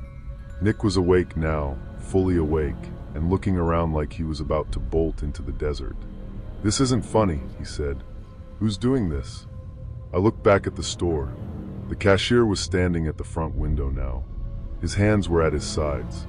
His face was completely blank. Caleb yanked the pump nozzle out of the car without even hanging it back up. We piled inside fast. He turned the key. The engine started, but the radio came on by itself. Static first, then a news announcer. Authorities are still searching tonight for 24-year-old Daniel Mercer. A 7-Eleven night clerk reported missing after his shift on July 23, 1999. Nobody spoke. The car doors were shut. The windows were up. The store lights were shining in through the windshield. The announcer kept talking. His vehicle was found behind the store. Signs of a struggle were discovered inside, but no body has been recovered. Marissa started crying, quietly like she was trying not to make sound. Caleb whispered, "Nope," and threw the car into reverse. As we backed out, the headlights swept across the side of the building, and I saw the old pickup truck again. Only now the driver's door was open, and someone was sitting inside. A man wearing a baseball cap, head turned toward us. I couldn't see his face clearly, but I knew he was looking at me. The street looked ordinary, quiet, even comforting, but my gut told me something was off. I'd learned too late that danger often wears a friendly face. Caleb hit the gas. We sped out of the lot and back onto the highway. For maybe 10 seconds, I thought we were safe. Then Nick said, "Where's the highway?" He was right. The road had changed. It was still 2 lanes, still desert on both sides, but the pavement looked older. No reflective signs. No cell towers in the distance. No glow from towns far away. And behind us, in the rear window, the 7-Eleven sign was gone. Just darkness. Caleb kept driving. The radio was still on, but now it was only static. Marissa begged him to turn it off, but when he pressed the power button, nothing happened. Then a voice came through the static. Not the announcer. A man's voice, breathing hard. "Please," he said. We all went still. "Please, somebody." The voice crackled and faded, then came back stronger. "He's still here." Caleb slammed the radio button again. Nothing. Nick leaned forward between the seats and said, "Drive faster." Caleb shouted, "I am driving faster." But the speedometer was stuck at 40. No matter how hard he pressed the gas, the car wouldn't go above it. Then we saw headlights behind us. Far back at first. 2 small yellow lights in the darkness. Marissa turned around and started crying harder. No, no, no, no. The lights got closer. Caleb swore under his breath and gripped the wheel with both hands. I could feel my pulse in my ears. My hands were trembling as I fumbled for my phone, even though I knew there was no signal. Every second felt stretched, like time itself was conspiring against me. The headlights drew closer until I could make out the shape of the vehicle. An old pickup. The same one from the store. It stayed behind us, not speeding up enough to hit us, not falling back. Just following. The radio voice came back. "He said he needed help with his truck," the man whispered. I should have stayed inside. I should have locked the door. My mouth went dry. I looked at Caleb. He wasn't looking at the road anymore. He was staring at the rearview mirror. "Caleb," I said. No answer. Caleb watched the road. He blinked and looked forward just in time to swerve. A person had been standing in the middle of the road. I only saw him for a second as we passed. Young guy, green polo, dark hair, the cashier. Caleb screamed and nearly lost control. The car skidded onto the shoulder, gravel hitting the underside like thrown rocks. Somehow he got us straight again. Behind us, the pickup didn't swerve. It drove straight through the spot where the cashier had been, and then the road ahead lit up. There was the 7-Eleven again. Same sign, same pumps, same empty parking lot. We had driven in a straight line away from it for at least 10 minutes. But there it was, waiting. Caleb slowed down without meaning to. "No," Nick said. "Do not stop." "I'm not trying to," Caleb said. The car rolled forward like something was pulling it. The engine sputtered. The headlights dimmed. The steering wheel jerked in Caleb's hands. We coasted into the parking lot and stopped beside the same pump. For a moment, nobody moved. Then the rear passenger door unlocked. Click. Marissa sobbed. Click. The other doors unlocked too. My heart sank as the sound moved through the car, one lock after another, and I realized that whatever this was, it wanted us outside. The pickup pulled in behind us. Its headlights filled the car. We couldn't see out the back window anymore. Just white glare. Then someone knocked on Caleb's window. 3 slow taps. Caleb made a sound I had never heard from him before. Small and broken. The man outside leaned down. This time I saw his face. He looked normal. That was the worst part. Maybe 30. Thin mustache. Baseball cap. Work jacket. The kind of guy you'd pass in a grocery store and never think about again. He smiled at Caleb through the glass. Then he lifted one hand and pointed toward the store. The cashier was inside again, standing behind the counter. But he wasn't watching us now. He was watching the man. The radio crackled. Daniel's voice came through, barely above a whisper. "Don't open the door." The man outside knocked again. Then he spoke, and somehow we heard him clearly through the glass. "Need some help?" Nobody answered. His smile faded. He looked past Caleb, directly at me, and his eyes changed. They were calm, empty, no anger, no panic, just patience. Even now, years later, that is what I remember most. Not the store, not the radio, not the date on the pump. I remember those eyes. The man stepped away from the window and walked toward the front of the car. Caleb whispered, "What do I do?" I don't know why I looked at the cashier. Maybe because he was the only one who seemed to understand what was happening. Through the glass front of the store, Daniel slowly raised one hand. He pointed down, at the gear shift. I looked. The car was in drive, but the engine had died. "Try it again," I said. Caleb turned the key. Nothing. The man was now standing in front of the hood, blocking us. Caleb turned the key again. The engine coughed. The man tilted his head. Behind him, inside the store, the lights started flickering faster. And every time they went dark, more people appeared in the aisles. The woman in the denim jacket. The boy. The old man. The girl by the freezer. Others too. More than I could count. All of them staring at the man outside. Not at us. At him. The engine roared to life. The man slammed both hands onto the hood. Caleb yelled and hit the gas. The car jumped forward. I won't pretend it was smooth or heroic. We were screaming. Caleb clipped one of the trash cans by the pump. Nick was yelling directions that made no sense. Marissa had her hands over her face. The man rolled off to the side, not in some dramatic way, just gone from the headlights as we shot past him. We hit the road so hard the back tires spun. The radio screamed with static. Then Daniel's voice came through one last time. "Go."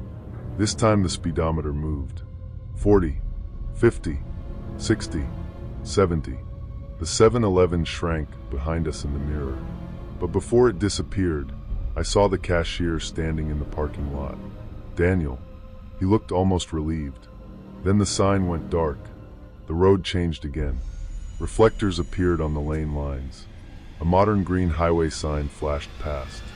Caleb's phone, mounted near the vent, suddenly lit up with service. The radio cut back to some current song like nothing had happened. Nobody talked for almost 20 miles. When we finally reached the next Real gas station, one I recognized, Caleb pulled in and parked under the brightest light there. Marissa got out and threw up near the curb. Nick called his older brother because he said he needed to hear a normal person's voice. Caleb just sat behind the wheel, both hands still locked around it. I went inside and asked the clerk if there had ever been a 7-Eleven about 30 miles back. He looked confused. "Out that way," he said. "Not anymore." My skin went cold. "What do you mean, not anymore?" He told me there used to be one years ago, but it closed after something bad happened there. I asked what happened. He shrugged and said, "Clerk went missing. Long time ago. Before I worked here. I didn't sleep that night. The next day, when we got home, I searched everything I could find. Daniel Mercer was real. 24 years old. Night clerk. Missing since July 23rd, 1999. The articles were old and short. They said he had been working alone when a man came in asking for help with his truck. Security footage showed Daniel leaving the store with him, at 2:13 a.m. He was never seen again. The suspect was never identified. The 7-Eleven closed 2 years later. Here's the part one don't like telling people, because it makes them look at me differently. In one article, there was a grainy still from the security tape. Daniel was standing near the door, looking back toward the counter. Behind him, reflected faintly in the glass, were 4 blurry shapes. A guy in the passenger seat, a driver, a girl in the back, another guy with a hoodie. I know what that sounds like. I know how impossible it is. But I also know what I saw. We didn't go back in time. I don't think that's what happened. I think, for one night, we drove into the worst memory of a man who never made it home. Maybe he had been trapped there, replaying it over and over. Maybe every few years, someone passed through at the wrong time and the wrong place. Maybe we were supposed to become part of it. I don't know. What I do know is that none of us were ever the same after that. Caleb stopped driving at night for almost a year. Marissa wouldn't go into convenience stores alone. Nick refused to talk about it at all. If anyone brought it up, he would leave the room. As for me, I still notice gas stations on empty roads. I notice if their lights look too bright. I notice if the packaging inside looks old. I notice the cashier's face. And every once in a while, usually late at night, when I'm driving through some quiet stretch of highway and the radio turns to static for no reason, I turn it off immediately. Because part of me is afraid I'll hear his voice again. Not screaming, not begging, just whispering from somewhere he was never able to leave. You shouldn't have stopped here. Story 6. Have you ever looked in a mirror and felt, just for a second, like the person looking back wasn't doing exactly what you were doing? I know that sounds stupid. Everybody has those little moments when your eyes play tricks on you. You're tired. The light is bad. You move too fast and your reflection seems half a second behind. Most of the time you blink, laugh it off, and move on with your life. That's what I did the first time. And the second. By the third time I stopped laughing. My name is Ryan. I was 24 when this happened, living in a small town outside Dayton, Ohio.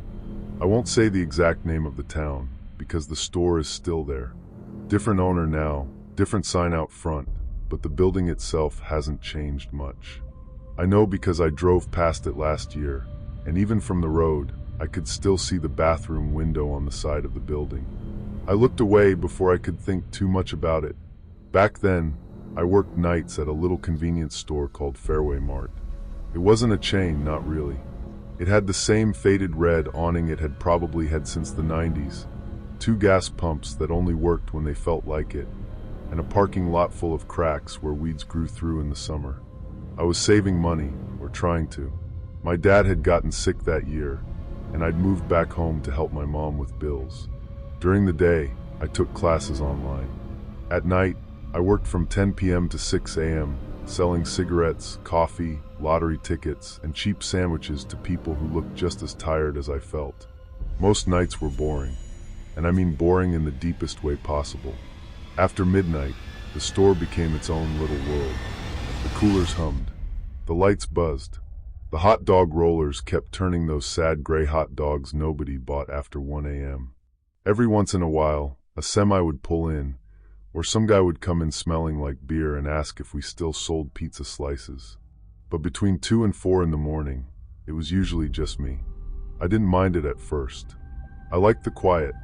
I liked being able to put one earbud in and listen to podcasts while I mopped. I liked that nobody bothered me. The only part one hated was the bathroom. It was at the end of a short hallway near the stockroom, past the employee door and the little office where the security monitor sat. It was a single-person bathroom with a heavy gray door, a chipped sink, a toilet that ran if you didn't jiggle the handle, and a rectangular mirror above the sink. There was nothing special about it. That's what bothers me now. It wasn't some creepy abandoned bathroom with broken lights and graffiti everywhere. It was just a normal convenience store bathroom that always smelled faintly like bleach and old mop water. Every night around 2:30 I cleaned it. That was the routine. Lock the front door for 5 minutes if there were no cars outside, put up the little "be right back" sign, grab the cleaning spray, paper towels, and mop bucket, and clean the bathroom before the early morning rush. The first weird thing happened on a Tuesday. It was raining lightly, that cold kind of rain that makes the pavement shine under the gas station lights. I remember because I had been watching the drops hit the front window while waiting for a customer to finish counting change. Around 2:40, after the store emptied out, I went to clean the bathroom. The light flickered once when I turned it on. I sprayed the sink, wiped the toilet, changed the trash bag, normal stuff. Then I looked up at the mirror and noticed a streak across it. At first, I thought it was just soap or old cleaner. Then I leaned closer. Someone had written something in the foggy film on the glass. Don't trust the next customer. The letters were uneven, like someone had written them quickly with a finger. I stared at it for a few seconds, waiting for my brain to turn it into something else. It didn't. I looked behind me, even though the bathroom was tiny and there was nowhere for anyone to hide. Then I opened the door and checked the hallway. Empty. I told myself some drunk customer had done it earlier, and I just hadn't noticed. People wrote dumb stuff in bathrooms all the time. Phone numbers, jokes, weird little warnings that meant nothing. Still, my stomach felt tight as I wiped it away. I went back behind the counter and tried to forget about it. Maybe 5 minutes later, a woman came in. She looked terrified. Not just upset, terrified. She was probably in her 30s, with dark hair plastered to her face from the rain. She wore a gray hoodie and jeans, and one of her shoes was untied. She ran in so fast the door slammed against the little rubber stopper. Please, she said, can you help me? I froze, because of the message. Don't trust the next customer. My first thought wasn't that she needed help. My first thought was, is this the customer? She glanced behind her through the glass door, then back at me. There's a man following me. Please, can you call someone? I should have picked up the phone right away.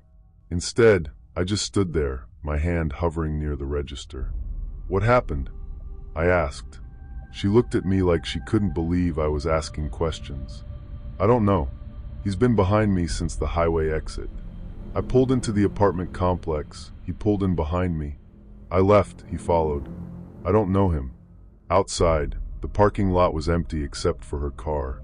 An older blue Honda parked crooked near pump 2. No other headlights. No man. I told myself the message was messing with my head. Okay, I said. Stay inside. I called 911. While I was on the phone, she kept pacing near the door, looking out into the rain. Her hands were shaking. She kept saying, he was right behind me. He was right there. The dispatcher told me officers were on the way. I locked the front door. That's when the woman looked at me strangely. Why are you locking it? So nobody comes in. She nodded, but she stepped back from me. It was small, but I noticed. A few minutes later, 2 police cars pulled in. The woman ran to the door before I could even unlock it. The officers came inside, talked to her, talked to me, then checked the parking lot and the road. They didn't find anyone. One officer, a tired-looking guy with a shaved head, asked if we had cameras. I showed him the monitor in the office. We rewound the footage. The woman's car pulled in fast. She ran inside. No car followed. They checked the footage from the road-facing camera too. Nothing. The officer took her name and wrote down some notes.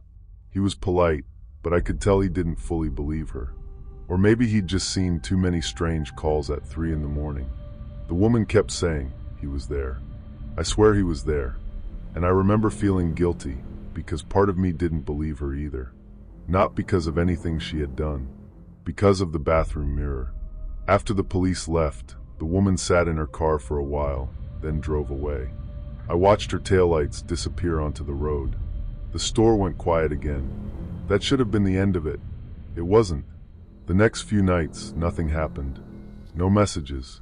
No terrified women. No strange cars. I convinced myself it had all been one weird coincidence. Then Friday came. Friday nights were busier. People buying beer until we stopped selling it. Teenagers loitering by the pumps. Couples fighting in the parking lot. A guy once tried to pay for cigarettes with a handful of quarters and 2 Canadian dimes. By 2:30, the rush had died. I locked the front, put up the sign, and went to clean the bathroom. Before I even opened the door, I felt nervous. I hated that. I hated how one stupid message had turned a normal part of my job into something I had to prepare myself for. I opened the bathroom door. The light was already on. I was sure I had turned it off earlier. The sink was dry. The floor was clean. Nothing looked out of place. Then I looked at the mirror. There was another message. Not her. My breath caught. 2 words. Written the same way as before. Finger marks dragged through a thin layer of moisture on the glass. Not her. I stood there for a long time, just staring. The bathroom was silent except for the toilet tank making a faint ticking sound. I remember the smell of bleach. I remember the buzz of the light. I remember the way my own reflection looked behind the words, pale and tired, like I was seeing myself underwater. I whispered, "What the hell?" My reflection whispered it too. Of course it did. That's how mirrors work. But something about it felt wrong. I wiped the message away with paper towels. My hands were shaking, and I was angry at myself for being scared. I checked the hallway, the stockroom, the back door. Everything was locked. Nothing missing. Then I went to the office and watched the bathroom hallway camera. Nobody had gone in. Not for hours. I watched the footage twice. Then a third time. Nothing.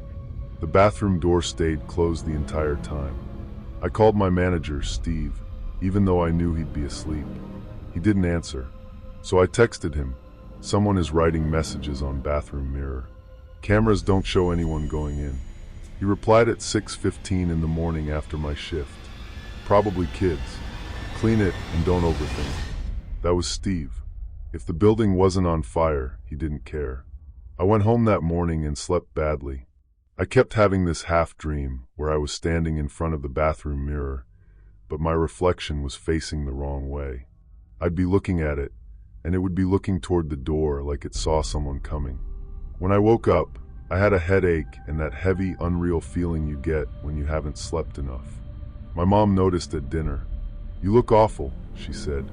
"Thanks. You know what I mean." I told her work had been weird. She asked if I wanted to quit. I said no because we needed the money. That was the truth, but not the whole truth. The whole truth was that some part of me wanted to know what was happening. That's the thing about fear people don't talk about enough. Sometimes it doesn't push you away. Sometimes it pulls you closer. Like if you just get one more answer, everything will make sense. On Saturday night, I brought a roll of clear tape and a black marker from home. Before my shift started, I taped a tiny piece of paper near the bottom corner of the bathroom door, half on the door and half on the frame. If anyone opened it, the paper would tear. I didn't tell Steve. I didn't tell anyone. At 2:35, I checked the bathroom. The paper was still intact. No one had gone in. I broke the tape myself and opened the door. The mirror was clean. For a second, I felt stupid. Then I saw my reflection smile. Not a full smile. Not some horror movie grin. Just a tiny movement at one corner of the mouth. I wasn't smiling. I know I wasn't. I stepped back so fast I hit the door with my shoulder. My reflection stepped back too, perfectly normal. I stared at myself. Nothing. Just me. Red work polo. Name tag. Dark circles under my eyes. One hand gripping the cleaning spray, so tight my knuckles were white. I wanted to laugh at my own paranoia, but the whisper of footsteps from the hallway made me freeze, every nerve screaming that I was not imagining this. I turned. No one was there. When I looked back at the mirror, there was a new message. This time, I saw it appear. The letters formed slowly, one stroke at a time, as if an invisible finger was dragging across the glass from the other side. "He knows you saw." My chest went cold. I dropped the spray bottle. It hit the tile so loud I flinched. The bathroom door started to close behind me. Not fast. Slowly.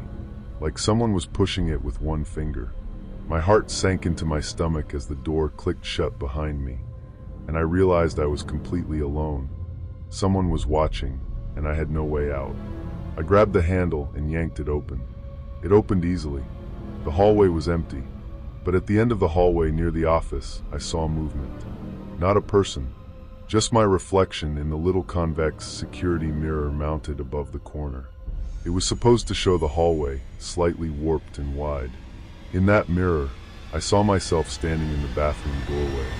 Except I wasn't. I was halfway into the hallway. My reflection in the security mirror was still back in the bathroom, facing me. And it raised one hand. I ran. I didn't care how ridiculous it looked. I sprinted behind the counter and grabbed the store phone.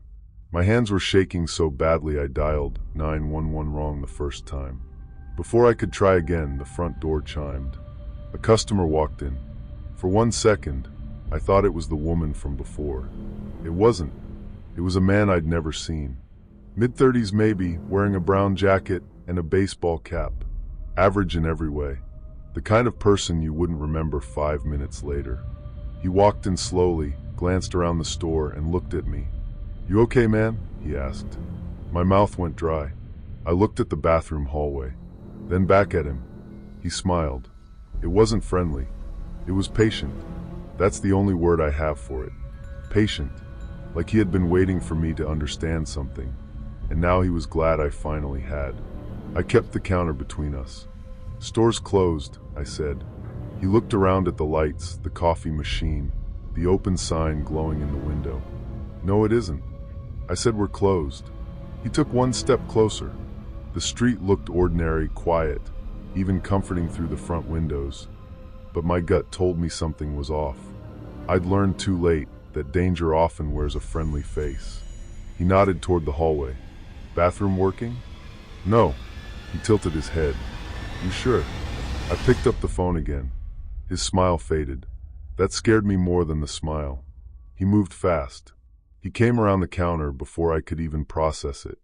I backed up, hit the cigarette rack, and knocked cartons onto the floor.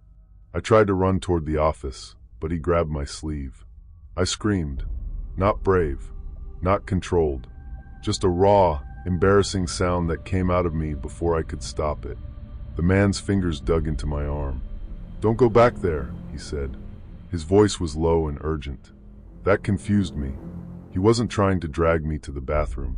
He was trying to keep me away from it. I shoved him hard, and he stumbled into the counter.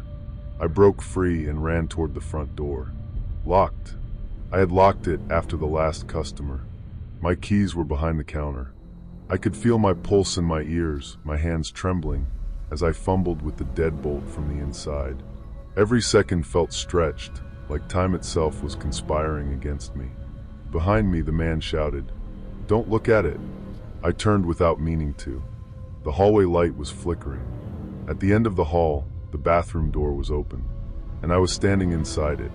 Not physically. I was still at the front door, but my reflection stood in the bathroom doorway, clear as anything, even though there was no mirror facing the hall. It looked like me. Same clothes, same face, same posture, except the smile was wrong. Too calm, too knowing. The man behind me whispered, "Oh God." That was when I realized he wasn't the threat. He was afraid too. The front door opened. Not because I unlocked it, because the woman from Tuesday pulled it open from outside. The terrified woman. Her eyes were wide, and she was holding a tire iron. "Get out," she said. The man grabbed my shoulder and shoved me toward her. I fell through the doorway onto the wet pavement outside. I don't even remember it raining, but it must have been, because my hands slapped cold water on the ground. The woman slammed the door shut behind the man as he came out. Inside the store, every light went off at once. The three of us stood in the parking lot, breathing hard. Then the lights came back on. Behind the front counter, I saw myself, my reflection, only there was no mirror there. It stood in the store, wearing my face, looking out through the glass. Then it raised one hand and waved. The woman started crying. The man crossed himself, and I just stared, because when it waved, I felt my own fingers twitch, like some part of me wanted to wave back. The police came about 6 minutes later. The woman had called them before coming inside. Her name was Melissa. The man was her brother, Aaron. They told me a story I still don't fully understand. Melissa had come into the store Tuesday night because she thought someone was following her. That part was true, but after the police left and she drove home, she realized the car she thought was following her wasn't behind her anymore. It was ahead of her, parked outside her apartment. When she looked at her rearview mirror, she saw me sitting in her back seat. Not me exactly. My face. Smiling. She crashed her car into a mailbox trying to get away. But when neighbors came outside, there was nobody in the back seat. She called Aaron, and the two of them started looking into the store. They found old stories online, local message boards, comments from former employees. People saying Fairway Mart was cursed. People saying they'd seen themselves in places they shouldn't. People saying the bathroom mirror had been replaced 3 times, but the problem always came back. Aaron had come in that night to warn me. He wasn't good at it, but he was trying. The police didn't believe most of it, obviously. Why would they? By the time they entered the store, nothing was there. The lights were on. The bathroom mirror was clean. The cameras had glitched during the worst part, showing only static between 2:58 and 3:07. Steve fired me 2 days later for abandoning the store during my shift. I didn't fight it. I never went back inside. A month later, Fairway Mart closed for renovations. New owner took over. New paint, new pumps, new cameras, and yes, a new bathroom mirror. Sometimes I wonder who installed it, whether they looked into it when they were done, whether their reflection blinked a little too late. It's been 6 years. I live in Columbus now. I work in a warehouse during the day. I don't do night shifts. I don't use public bathrooms unless I absolutely have to. If I'm brushing my teeth and the room feels too quiet, I keep my eyes on the sink. People think fear fades if enough time passes. It doesn't. It just learns to live quietly in the background. Even after escaping, even with the safety of police lights behind me, a small, cold part of me couldn't stop replaying the face I'd seen through the window. The calm, empty eyes that didn't blink. The worst part is, mirrors are everywhere. Bathrooms, elevators, store windows at night, your phone screen when it goes black. Most of the time, my reflection behaves. Most of the time, it does exactly what I do. But once, about a year ago, I was standing in my apartment bathroom, washing my hands before bed. I was exhausted, half asleep. The light above the sink buzzed softly. I looked up. My reflection was already looking at me, not moving into place, not lifting its head when I lifted mine. Already there, waiting. I froze. For maybe 2 seconds, neither of us moved. Then it smiled, just a little, the same tiny movement at one corner of the mouth. I backed out of the bathroom and didn't sleep that night. The next morning, there was a message written in the steam on the mirror. I hadn't showered. I hadn't run hot water, but the words were there. Don't trust the next customer. I don't know what that means anymore. I don't work at a store. I don't have customers. I barely leave my apartment after dark. But every now and then, when I pass a dark window, I feel something inside me pause. Like my reflection is waiting for me to stop paying attention. Like one day I'll turn away, and it won't. Story 7. Would you take something for free if the only cost was paid by someone you'd never met? I used to think that was a stupid question. Everyone loves free stuff. Free coffee, free food, a free upgrade at a hotel, a coupon you didn't expect to work. You don't ask where it came from. You don't wonder who lost something so you could get it. You just say thank you and take it. That's the part ones still think about. How easy it was. My name is Daniel. I was 26 when this happened, living in Cedar Falls, Iowa, in a cheap second-floor apartment above a dry cleaner. I worked full-time at a call center for an internet company, answering the same angry questions every day from people whose Wi-Fi had stopped working. My life was boring in a way I almost miss now. I woke up at 6, took the bus downtown, worked until 4, came home, microwaved dinner, watched videos on my phone, went to sleep. I didn't have a girlfriend. My family lived 2 towns over. My biggest problem at the time was rent going up by $150 and my car needing a new alternator. There was a little grocery store 3 blocks from my apartment called Green Basket. It wasn't fancy. The sign buzzed at night, half the shopping carts pulled to one side, and the produce section always smelled faintly like wet cardboard. But it was open late, and the people there were friendly enough. I went there almost every night, usually just for coffee, frozen meals, toothpaste, small stuff like that. The first strange thing happened on a Thursday in October. It was raining, the kind of cold rain that makes the whole street shine black under the traffic lights. I stopped at Green Basket after work because I was too tired to cook. I grabbed a rotisserie chicken sandwich, a bag of chips, and a coffee from the little machine near the bakery. At checkout, the cashier asked if I had a loyalty card. I said no. She was an older woman with short gray hair and very neat lipstick. Her name tag said Mara. "You should sign up," she said. "You shop here a lot." I smiled politely. "Maybe next time." It only takes a second. I don't know why I agreed. Maybe I was tired. Maybe I just wanted the discount. Maybe that's how things like this get you, not by forcing you, but by catching you when you don't feel like saying no. She handed me a little black card. Not green. Not plastic with a barcode like normal loyalty cards. Black. It had no logo, just my first name printed in white letters. Daniel. I frowned. "You already made it?" Mara smiled like I'd asked something funny. "We like to be prepared." I remember feeling a tiny pinch of discomfort in my stomach, but I told myself it was nothing. Stores collect information all the time. I probably entered my phone number months earlier and forgot. She scanned the card. The register beeped. My total went from $13.82 to $0. I laughed. "That can't be right." "First reward," Mara said. "For signing up." She placed the receipt in the bag. "For choosing us." That was the first thing she said that I should have remembered sooner. For choosing us. Not for shopping with us. Choosing us. I went home feeling lucky. I ate the sandwich at my kitchen counter while rain tapped against the window.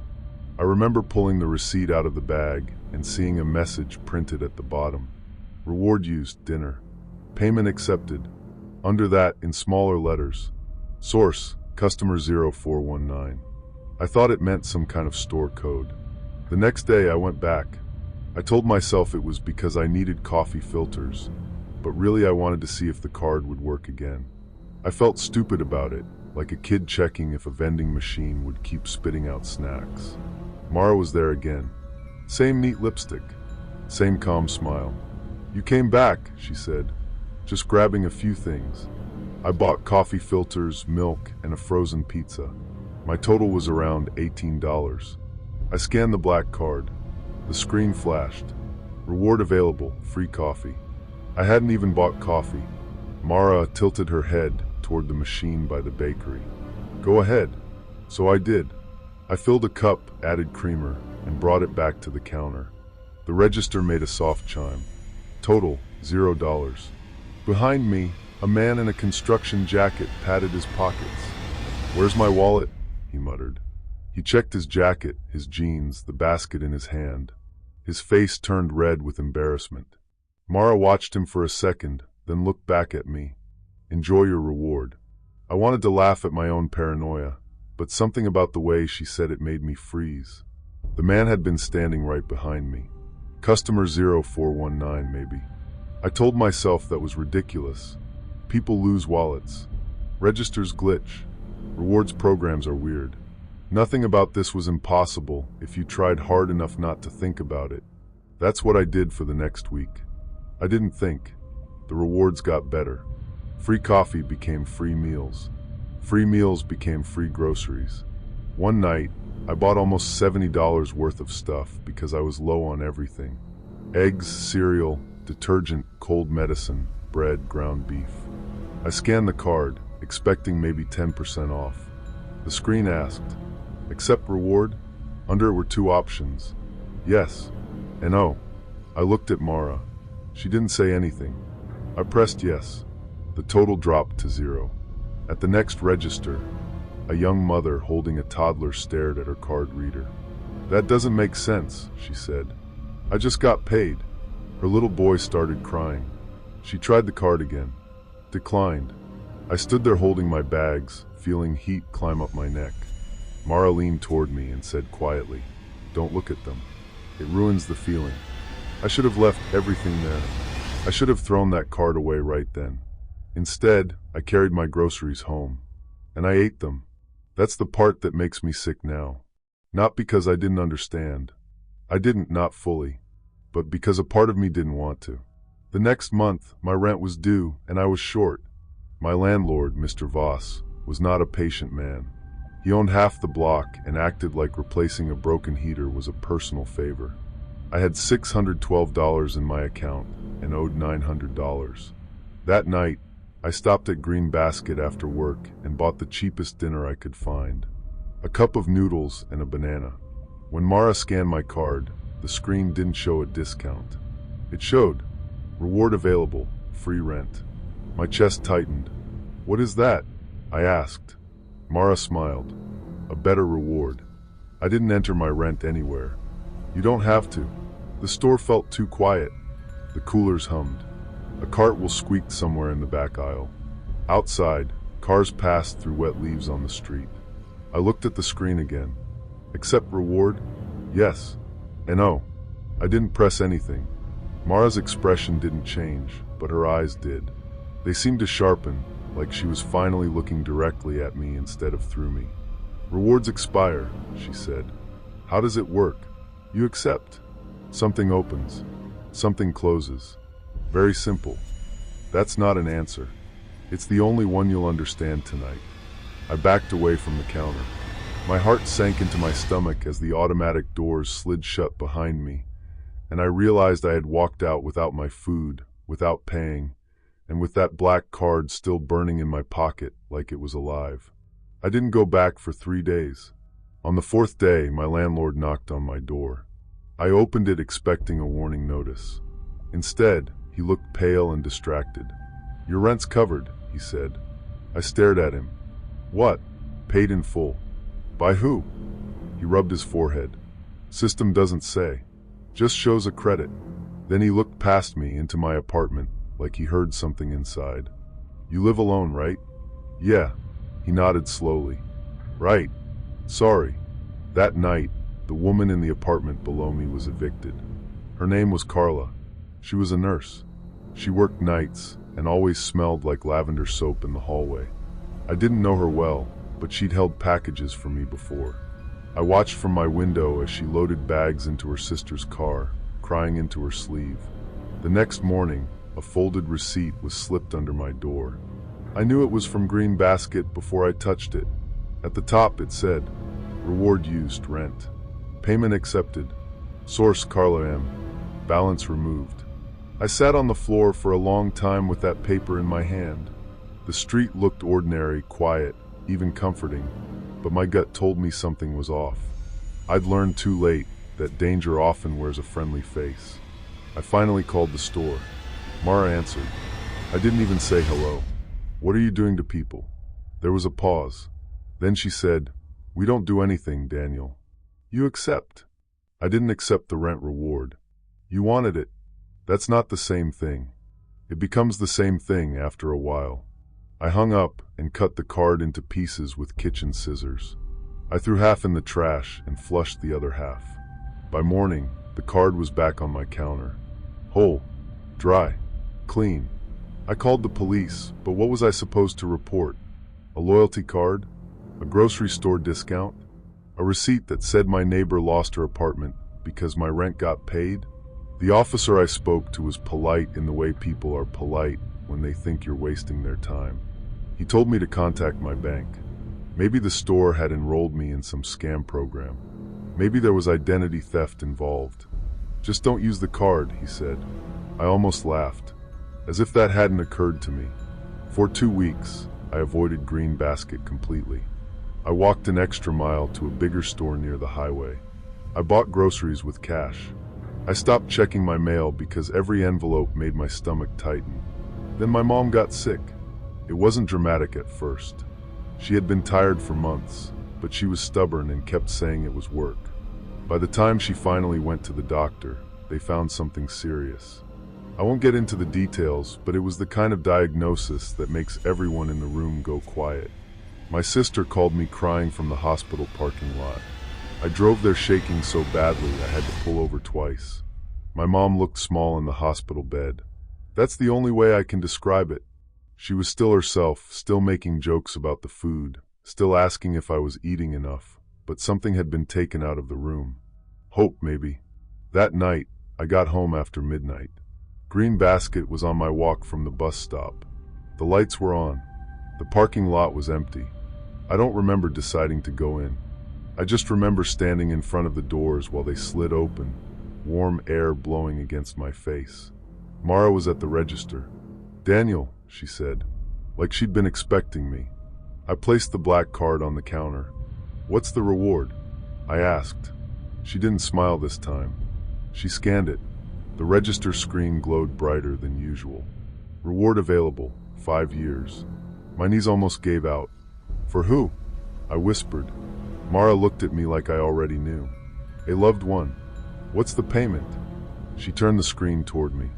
This time there was no yes or no. There was a list of names. Some had photos beside them. A man in a suit, a teenage girl with braces, an older woman holding a dog, a delivery driver, a college student, a little boy. I stepped back. "No." Mara said nothing. The screen scrolled on its own. More names. More faces. "Stop. Pick one," she said. "No. You've been picking from the beginning." "That's not true. Coffee. Meals. Rent." Her voice stayed calm. "Small choices first. That's how loyalty works." My hands were shaking so hard I had to grip the counter. "I didn't know." "You didn't ask." I looked at the screen again. The faces kept changing. Strangers. Real people. People who had gone shopping, paid bills, walked dogs, called their mothers, probably thinking their lives belonged to them. I thought of my mom in that hospital bed. Then I thought of Carla crying in the parking lot. The young mother at the register. The man searching for his wallet. My stomach twisted. "I'm not doing it," I said. Mara leaned closer. For the first time, her face looked tired.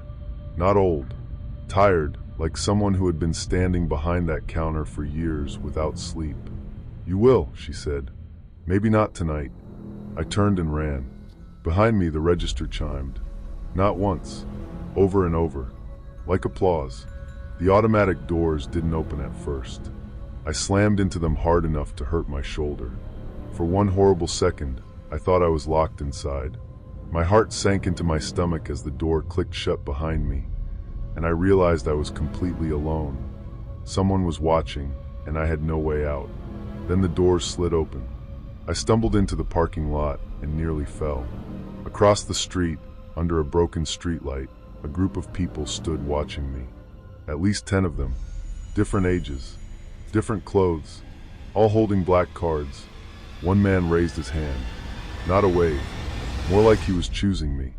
I ran all the way home. I called my sister from the bathroom floor and told her everything. Not all at once. It came out in pieces. The card, the receipts, the rewards, the names. She was quiet for a long time. Then she said, "Danny, you need to sleep." That hurt more than I expected, but I understood. I would have said the same thing. The next morning, my mom's doctor said her latest scans showed something strange. Not a miracle. He didn't use that word, but he said things looked better than expected. I had not chosen anyone. I swear on everything I have left, I didn't press yes. But when I got home, there was a receipt taped to my apartment door. Reward used, 1 year. Payment accepted. Source unassigned. Under that, handwritten in blue ink, were 3 words. First one free. I don't know what happened to the person who paid for that year. I never found out. Maybe that's the point. It's easier when you don't know the name. That night, I went back to Green Basket with a hammer in my coat pocket. I wasn't brave. I was scared and angry and running on no sleep. I thought if I destroyed the register, burned the card, threatened Mara, something would stop. The store was empty when I walked in. No music, no customers, no one at the bakery, no one stocking shelves. Mara stood at the register with her hands folded. "You came to cancel," she said. "Yes. There is no canceling loyalty." I pulled out the hammer. Her eyes moved to it, then back to my face. "You think we're the store," she said. I didn't answer. "You still don't understand." The lights flickered. Every register in the store turned on at once. Screens glowing, printers waking up. Receipts began spilling out everywhere. Thin white paper curling onto the floor like dead leaves. Each one had a reward. Free gas, free surgery, free mortgage, free promotion, free child support, free sentence reduced, free cancer remission, free 10 years. And each one had a source. A stranger, a neighbor, a co-worker, a friend. Some receipts were already marked accepted. Some were waiting. I backed away. Then I heard footsteps from aisle 7. I turned. People were standing there. The same people I'd seen outside the store. Customers, maybe. Members. Their faces were blank in that half-lit grocery aisle, hands down at their sides, black cards hanging from keychains, wallets, phone cases. Mara spoke softly behind me. "We don't make people cruel, Daniel. We make it convenient." I could feel my pulse in my ears, my hands trembling, as I fumbled for the keys in my pocket. Every second felt stretched, like time itself was conspiring against me. I didn't have keys to anything useful. I just needed something in my hand. One of the customers stepped forward. A woman in a red coat. "I picked a man in Florida," she said, almost whispering, "for my daughter's transplant." Another man said, "I picked someone old." It was fair. A younger guy near the freezers started crying. I didn't know the first time. No one moved to stop him from crying. No one comforted him either. That scared me more than anything. They looked guilty, but not enough to leave. I swung the hammer at the register. The screen shattered. For half a second, everything went silent. Then every receipt printer in the store started screaming. Not a real scream. A mechanical shriek of paper feeding too fast, gears grinding, plastic cracking. The customers covered their ears. Mara stepped back. I ran. This time the doors opened. Outside, a police cruiser was pulling into the lot. Someone must have called about the alarm. I ran straight to the officer, dropped the hammer, and put my hands up because I knew how it looked. I was arrested for property damage. Green Basket claimed I had a breakdown and smashed a register. The security footage showed me doing exactly that. No receipts. No customers in the aisles. No Mara saying those things. Just me alone, attacking a checkout machine. The charges were eventually reduced after my sister helped pay for a lawyer.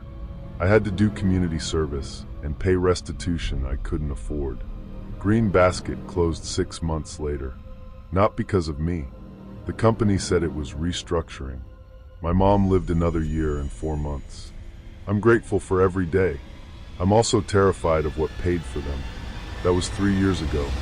I live in another state now. I don't sign up for rewards programs. I don't scan QR codes on counters. I don't download store apps. When cashiers ask for my phone number, I say no.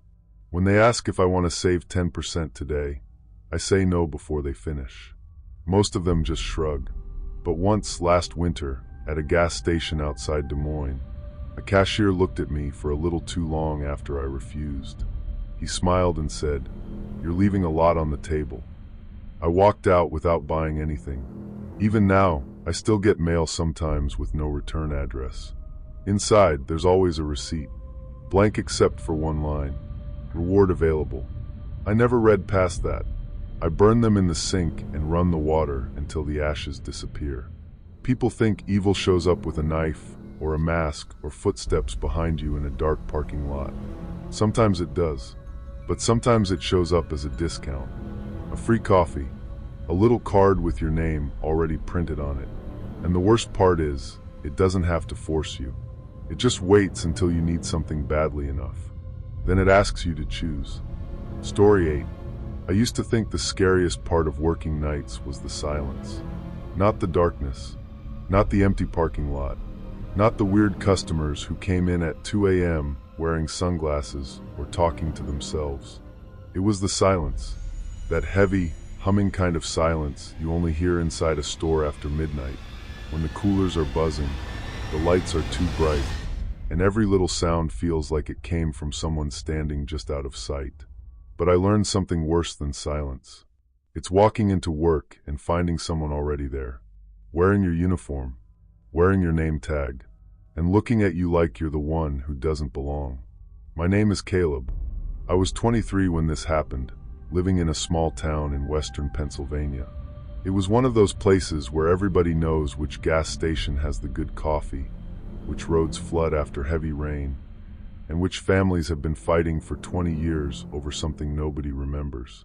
I lived with my older brother back then. He worked construction during the day, and I worked nights at a convenience store called Harrow's Market. It wasn't a big chain or anything, just a local 24-hour store on the edge of town, right where the houses thinned out and the road turned into woods. The place had been there forever. It had 2 gas pumps, a flickering sign, a coffee station, a wall of coolers, and shelves full of cheap snacks, motor oil, batteries, cigarettes, and lottery tickets. During the day, it felt normal. Moms came in with kids. Old men bought newspapers. Delivery guys grabbed energy drinks. At night, it felt like the last open place on earth. I took the job because I needed money and because the night shift paid a little more. My schedule was midnight to 8. Usually I replaced a guy named Kevin, who worked evenings and always left in a hurry because he had 2 little kids at home. The job was easy. Restock the coolers. Sweep. Make coffee. Watch the register. Try not to fall asleep. That was my life for almost 6 months. Boring, predictable, safe enough. Until one Tuesday night in October. I remember it was raining lightly, not a storm, just that cold, misty rain that makes everything shine under streetlights. I parked beside the dumpster like I always did, pulled my hoodie over my head, and ran to the front door. The store looked normal from outside. Too bright, too quiet, the open sign glowing red in the window. But when I stepped inside, Kevin wasn't behind the counter. Someone else was. At first, I only saw the uniform. Green polo, black pants, Harrow's Market logo on the chest. Same as mine. The guy was standing with his back to me, facing the cigarette wall behind the register, like he was counting inventory. I thought maybe the owner had hired someone new and forgot to tell me. The bell above the door jingled, and the guy turned around. That's when my stomach dropped. He was wearing my name tag. Caleb. Same scratched plastic tag. Same little crack across the corner from when I dropped it in the parking lot. For a second, I didn't understand what I was seeing. He looked about my age, maybe a little paler, with dark hair, tired eyes, and a face that was almost familiar without being anyone I knew. He wasn't identical to me, not like a twin, but something about him felt wrong in a way that made my body react before my brain did. Like seeing your reflection move half a second late. He looked at me and said, "You're early." I glanced at my phone. 11:54 p.m. "I start at midnight," I said. He stared at me, calm as anything. "No," he said. "I start at midnight."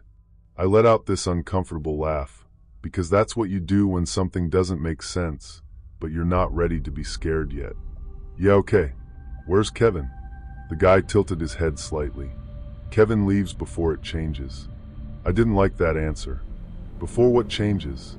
He looked toward the front windows. Rain crawled down the glass in thin lines. Outside, the pump sat empty under the canopy lights. Then he said, "You should go." It wasn't threatening. That made it worse. He said it like he was tired of explaining something. I stepped closer to the counter. "Who are you?" He tapped the name tag. "Caleb." I looked at him for a long second. Then I pulled out my phone and called Kevin. It rang twice. "Hey," Kevin answered, sounding half asleep already. "What's up? Did you leave somebody here?" "What?" "At the store. There's a guy behind the counter wearing my name tag." There was a pause. Then Kevin said, "I left at 11:30, man." Nobody was there. I looked at the guy. He was watching me without blinking much. Kevin said, "Caleb?" "Yeah." "Is he still there?" "Yeah." "Get out." The way he said it made my skin tighten. "What do you mean, get out?" Kevin lowered his voice. "Just leave. Call Marcia. Call the police if you have to." Marcia was the owner. Before I could ask anything else, the guy behind the counter reached over and pressed the button to lock the front doors. There was a soft mechanical click. My heart sank into my stomach as the door clicked shut behind me, and I realized I was completely alone. Someone was watching, and I had no easy way out. I turned toward the doors. The lock indicator had switched red. "Why did you do that?" I asked. The other Caleb looked almost annoyed. "Because after midnight, people come in." I checked the time, 11:58. I backed toward the door and pulled on the handle. "Locked." "Open it." He shook his head. "You're not supposed to be here." I was trying to stay calm, but my hands were already shaking. I could feel my pulse in my ears as I fumbled with my keys. Every second stretched thin, like time itself was conspiring against me. I had a store key, but the electronic lock had to be released from behind the counter after hours. Marcia installed it after 2 robberies the year before. I hated it from that moment on. "Open the door," I said again. The other Caleb leaned over the counter, and for the first time, his calm expression cracked. "Listen to me. You work during the day." "No, I don't." "You do when the sun is up." "I work nights. Not after midnight." The digital clock above the cigarette rack changed. 12 o'clock. Something happened to the lights. They didn't go out. They just dimmed slightly, like the whole store took a breath. The cooler hum deepened. The rain outside seemed to disappear. Even the road beyond the windows looked darker, emptier. The other Caleb whispered, "Too late." I wanted to laugh at my own paranoia, but the whisper of footsteps from the back aisle made me freeze, every nerve screaming that I was not imagining this. A customer had entered, but the door had not opened. I didn't hear the bell. I turned slowly. A man stood at the end of aisle 3, near the motor oil. He was tall and thin, wearing a brown suit that looked decades out of date. His hair was combed flat to his head. His skin had a grayish, washed-out look under the fluorescent lights. He held a carton of milk in one hand. There was nothing wrong with him exactly. That was the problem. He looked almost normal, like a person drawn from memory by someone who forgot small details. His shoes were spotless, even though it was raining outside. His tie hung too straight. His eyes were open a little too wide. He looked at me and smiled. "New one?" he asked. The other Caleb stepped out from behind the counter. "Don't talk to him," he told me. The man in the suit kept smiling. "I just asked a question." "Put the milk back," the other Caleb said. The man's smile faded. For a few seconds nobody moved. Then, from somewhere behind the coolers, something knocked 3 times. The man in the suit turned his head toward the sound, like an animal hearing a distant call. The other Caleb grabbed my arm. His hand was ice cold. "Back room," he said. I pulled away. "Don't touch me." Back room. Now. Another figure appeared near the front windows. A woman in a yellow raincoat, standing inside the store with her back to us, looking out at the pumps. I never saw her come in. She lifted one hand and slowly dragged her fingers down the glass. The street outside looked ordinary, quiet, even comforting, but my gut told me something was off. I'd learned too late that danger often wears a friendly face. That was the moment I stopped arguing. The other Caleb led me through the employees-only door behind the counter and into the stockroom. It smelled like cardboard, bleach, and old mop water. He shut the door quietly and locked it. "What is happening?" I whispered. He put a finger to his lips. Through the door, I heard slow footsteps past the counter. Then a voice called out, soft and polite. "Caleb?" Not my voice. Not the other Caleb's. Something pretending. The other Caleb closed his eyes like he had heard it 100 times. I held my breath until my chest hurt. After a minute, the footsteps moved away. He turned to me. "You need to stay in here until 6:03. "What?" "Sunrise." I almost snapped at him, but something about his face stopped me. He looked exhausted. Not scared like me. Worn down. "How do you know my name?" I asked. He looked at the tag on his shirt. "Because it's mine too." That's not an answer. He leaned back against a stack of soda boxes. "There are 2 stores," he said. "Same building. Same shelves. Same sign. Day store and night store. People from your side can work until midnight. People from my side work after." I stared at him. "That's insane." "I know. You expect me to believe that?" "No," he said. I expect you to survive long enough to leave." Something scratched at the stockroom door. Slowly, one line down the metal, then another. I stepped back. The other Caleb didn't move. A woman's voice came from the other side. "Caleb, there's a spill in aisle 2. He whispered. "There is no aisle 2 spill." The voice repeated a little lower. "Caleb, there's a spill in aisle 2. I looked at him. "What happens if we go out?" He didn't answer right away. Then he said, "You stop belonging to the day." That sentence hit me in a place I didn't know fear could reach. The scratching stopped. For a while, we just stood there listening to the store breathe. That's the only way I can describe it. The whole building felt alive. The shelves creaked. The coolers clicked. Something moved across the ceiling tiles once, slow and heavy, even though there was no second floor. I asked him what those things were. He said, "Customers." I thought he was joking. He wasn't. He told me the rules in a quiet voice. Don't answer if they call your name from behind you. Don't accept cash that feels wet. Don't look too long at anyone reflected in the cooler doors. Don't let them behind the counter. And most importantly, don't leave the store before sunrise, because the outside after midnight does not go where I think it goes. I thought about calling 911. He told me not to. I did it anyway. My phone showed no service, but when I dialed, someone picked up on the first ring. A calm female voice said, "Harrow's Market, how can I help you?" I froze. The other Caleb reached for the phone, but I pulled it back.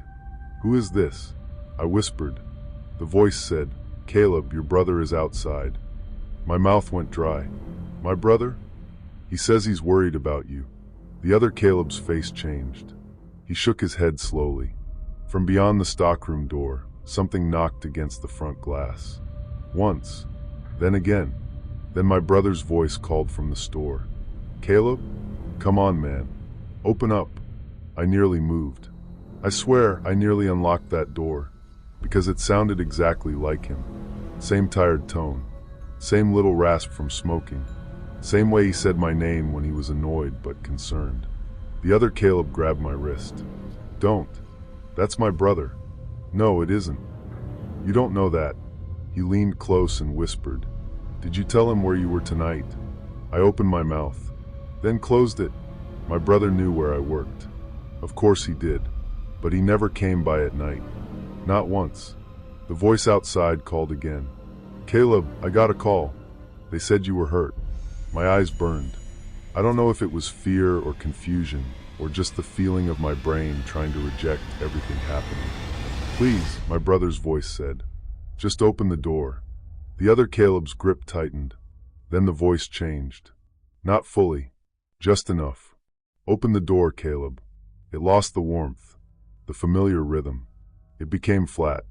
"Open the door." Then something hit the stockroom door, so hard the metal bent inward. I screamed. I'm not embarrassed to admit that.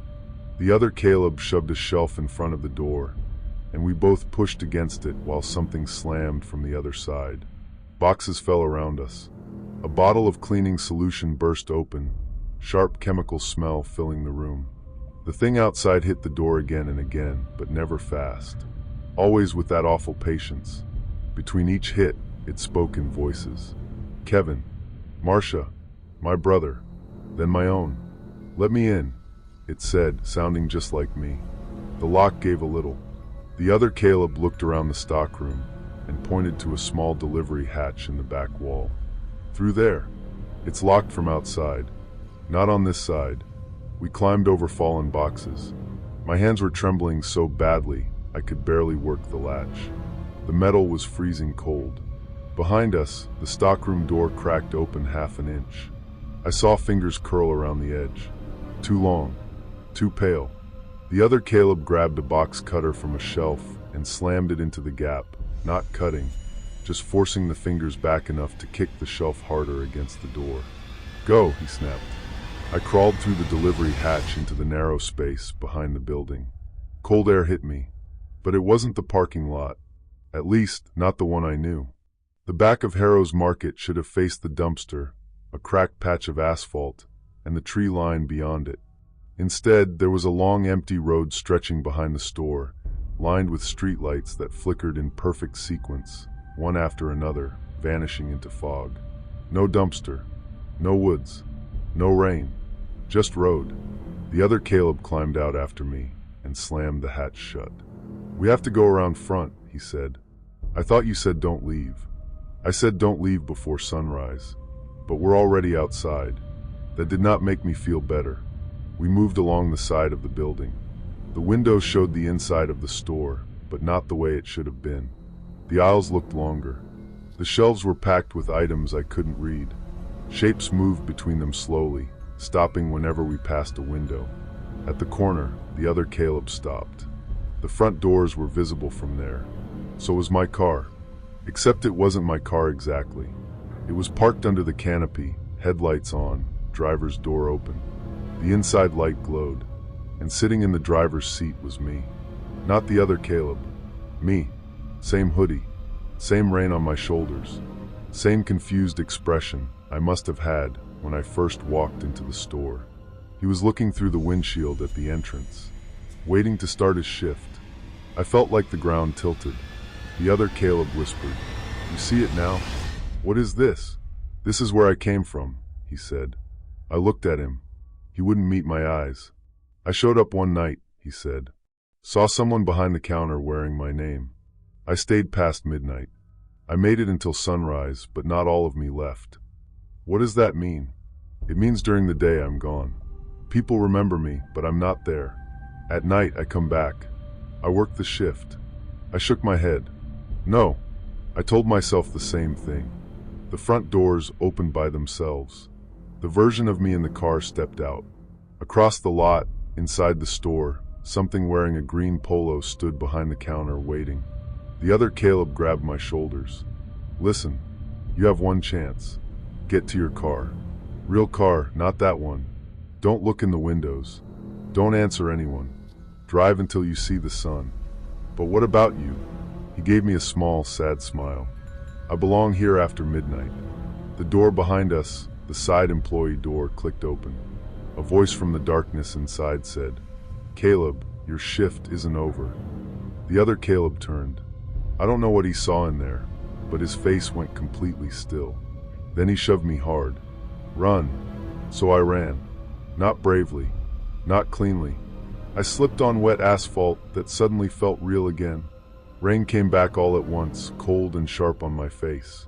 The normal parking lot flickered around me like a bad signal. For a second, I saw the gas pumps, then the long fog road, then the gas pumps again. I reached my car by the dumpster, the Real dumpster, the real cracked asphalt, my real car. Behind me, something called my name from the store. I didn't turn around. I got in, dropped my keys, cursed, grabbed them again, and started the engine. My hands were shaking so hard I scraped the key against the steering column twice before it went in. As I pulled out, I looked once in the rearview mirror. I wish I hadn't. The store looked normal. Bright lights, red open sign, rain on the windows. But behind the glass, standing at the counter, were two people in green polos, both wearing my name. One of them had his hand pressed to the window. The other was smiling. I drove until the sky started turning gray. At 6:07 a.m., my phone buzzed with a voicemail from Kevin. It had been sent at 11:49 the night before, but I never received it. His voice sounded rushed. "Hey Caleb, I forgot to tell you. Marcia said your move today's starting tomorrow. Don't go in tonight. She said don't go in after midnight anymore. Call me back." I quit that morning. Marcia didn't argue. When I called her, she was quiet for a long time. Then she said, "I'm sorry." That was it. I asked her how many employees had worked night shift before me. She said, "Enough." I asked if she knew what happened to them. She hung up. Harrow's Market burned down 2 years later.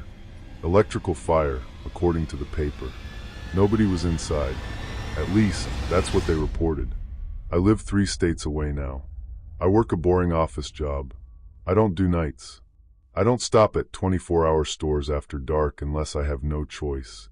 And even then I check who's behind the counter before I go in. Sometimes, when I'm tired, I still catch myself looking at name tags. Cashiers. Gas station clerks. hotel desk workers, just to make sure their name belongs to them. Because the thing that scares me most isn't that I saw someone pretending to be me. It's that he wasn't pretending. He was real. I was real. And maybe some places don't belong to one world all the time. Maybe there are buildings that change hands after midnight. Places that look ordinary in daylight, with coffee machines and candy racks and tired workers sweeping the floor. Then the clock turns. The lights dim.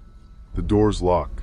And whoever is inside has to follow rules they never agreed to.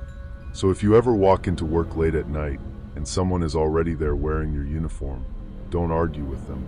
Don't ask for proof. Don't try to be brave. Just leave before midnight. Because after that, the store decides who gets to go home. Story 9. Have you ever looked at a security camera and seen something you knew had not happened yet? I don't mean a glitch. I don't mean a frozen frame or one of those cheap systems that lag for a few seconds. I mean watching someone knock over a display on the monitor, then looking up and seeing the display still standing there in real life. I mean watching yourself walk into a room you haven't entered yet. I mean seeing hands come out of the dark behind you before you even know there's someone in the building. My name is Daniel. I was 24 when this happened, and at the time I lived in a small town in Pennsylvania, about 40 minutes outside Harrisburg. I was working the overnight shift at a little corner store called Miller's Market, which was basically a gas station without the gas pumps. We sold cigarettes, lottery tickets, cheap coffee, frozen burritos, phone chargers, and those weird off-brand snacks nobody buys unless it's past midnight and every real grocery store is closed. It was not the kind of place where anything interesting happened. That was part of why I took the job. My mom had gotten sick earlier that year, and I moved back home for a while to help out. During the day, I drove her to appointments and slept whenever I could. At night, I sat behind the counter at Miller's, watching the same empty street through the front windows and listening to the hum of the drink cooler. The store had that late-night convenience store feeling, if you know what I mean.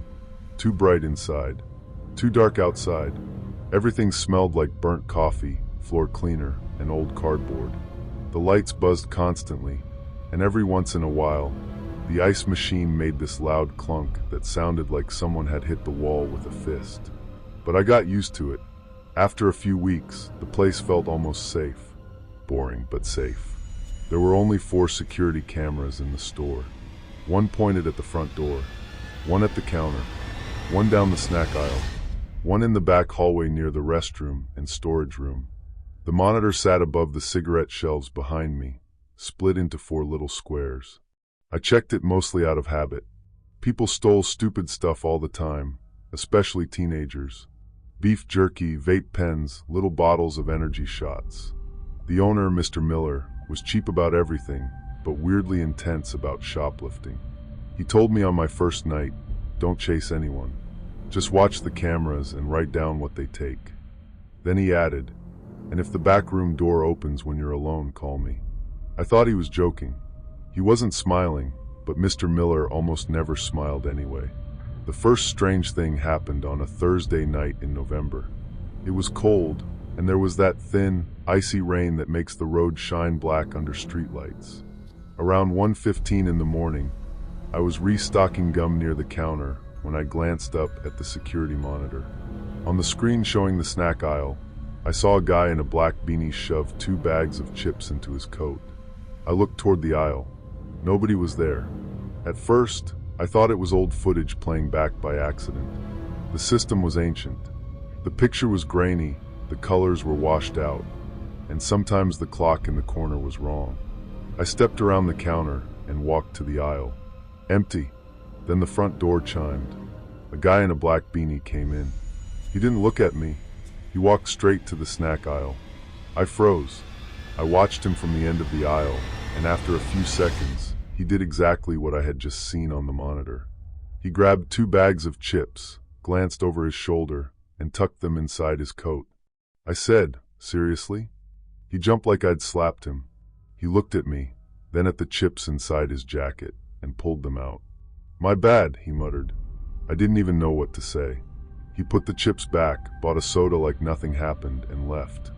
I stood there for a while after that, staring at the camera in the corner. I told myself it was coincidence. Maybe I had seen him on the monitor in real time, and somehow didn't notice him come in. Maybe I had looked away. Maybe my brain filled in the wrong order because I was tired. That's what you do at first. You explain it away because the alternative is too strange. About 20 minutes later, it happened again. A woman in a red coat appeared on the monitor at the counter.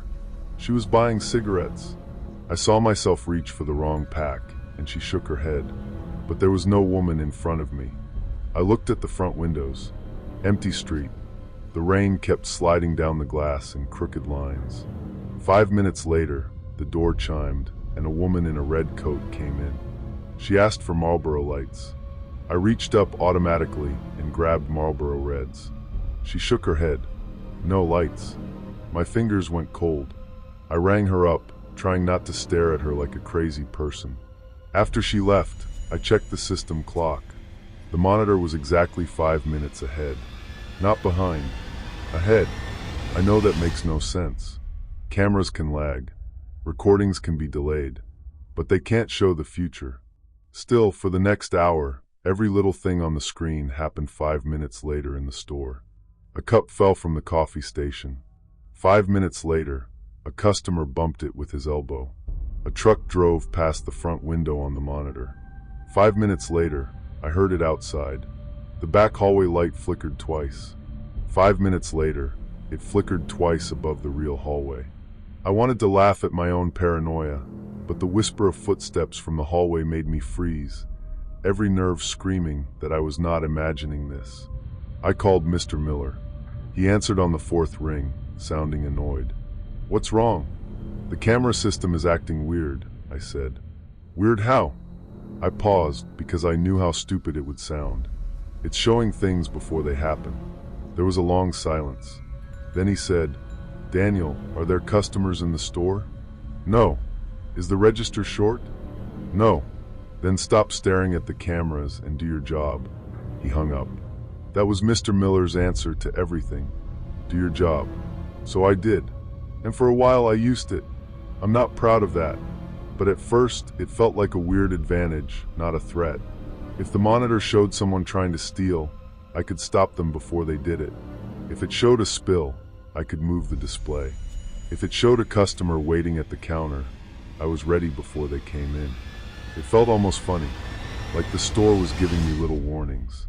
The next night, it happened again around the same time. The monitor shifted at 1:15 a.m. exactly. The picture flickered once, and suddenly it was 5 minutes ahead. I tested it with my phone. I held up 3 fingers in front of the counter camera. On the monitor, I was not holding up 3 fingers. I was standing still, staring at the screen. Then 5 minutes later, I did exactly that without meaning to. That was the first time it really scared me. Not the customers, not the shoplifters, me. Because I realized I wasn't just seeing things that might happen. I was seeing things that I was going to do. Over the next week, the camera delay became part of my shift. I didn't tell anyone again because I knew how it sounded. My friend Caleb, who worked days, would have made jokes about me losing it. My mom had enough to worry about, and Mr. Miller had already made it clear he didn't care.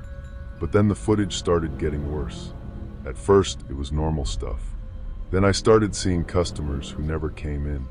I'd glance at the monitor and see an old man standing by the freezer section, his back to the camera. 5 minutes later, no old man. Empty aisle. Another night, I saw a little girl in a yellow raincoat standing near the restroom door. She was looking up at the hallway camera. 5 minutes later, nothing. No girl. No raincoat. No door chime. Just the back hallway, still and empty. That was when the monitor stopped feeling like it was showing the future. It felt like it was showing somewhere else. A place almost exactly like Miller's Market, but not quite. There were little differences. On the camera feed, the candy rack had a dent in the side. In real life, it didn't. On the feed, the employee's only sign on the back room door was crooked. In real life, it was straight. One night, I noticed something scratched into the counter on the monitor. 3 words. Don't open it. I looked down at the real counter. Clean. No scratches. My heart sank into my stomach as the door clicked shut behind me, and I realized I was completely alone.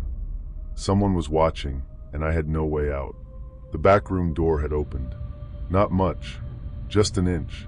I had not heard it. I stared at it from behind the counter. The store was empty. The front door hadn't chimed. The street outside was quiet, shiny with rain. I went over and pushed the door shut. The second my hand touched it, I heard something shift inside the room. A small sound, like a shoe sliding on concrete. I backed away. "Hello?" No answer. I called Mr. Miller again. This time he came down. He showed up 20 minutes later in sweatpants and a winter jacket, looking furious. He walked straight to the back room, threw the door open, and flipped on the light. Nothing was inside except cases of soda, mop buckets, old boxes, and the breaker panel. "You hear pipes," he said. "I heard someone." "There's no one." I pointed at the camera monitor, then explained that. He looked up. On the back hallway feed, the door was open, but in real life, the door was closed. Mr. Miller stared at it for a few seconds, and for the first time since I'd known him, he looked afraid. Then the image flickered. The door on the monitor closed by itself. Mr. Miller turned to me and said, very quietly, "When did this start?" I told him everything. He didn't interrupt. He didn't call me crazy. That scared me more than if he had. When I finished, he rubbed his face and said, "If it happens again, don't watch it." "What?" "Don't watch the monitor." "What do you mean, don't watch it?" He looked toward the back room door. "Some things get worse when you pay attention to them." I asked him what was in the back room. He said storage, but he said it too fast. The next morning, I found out from Caleb that Mr. Miller's brother had worked the overnight shift years ago, back when the store first opened. His name was Patrick. He had disappeared. Not died. Not quit.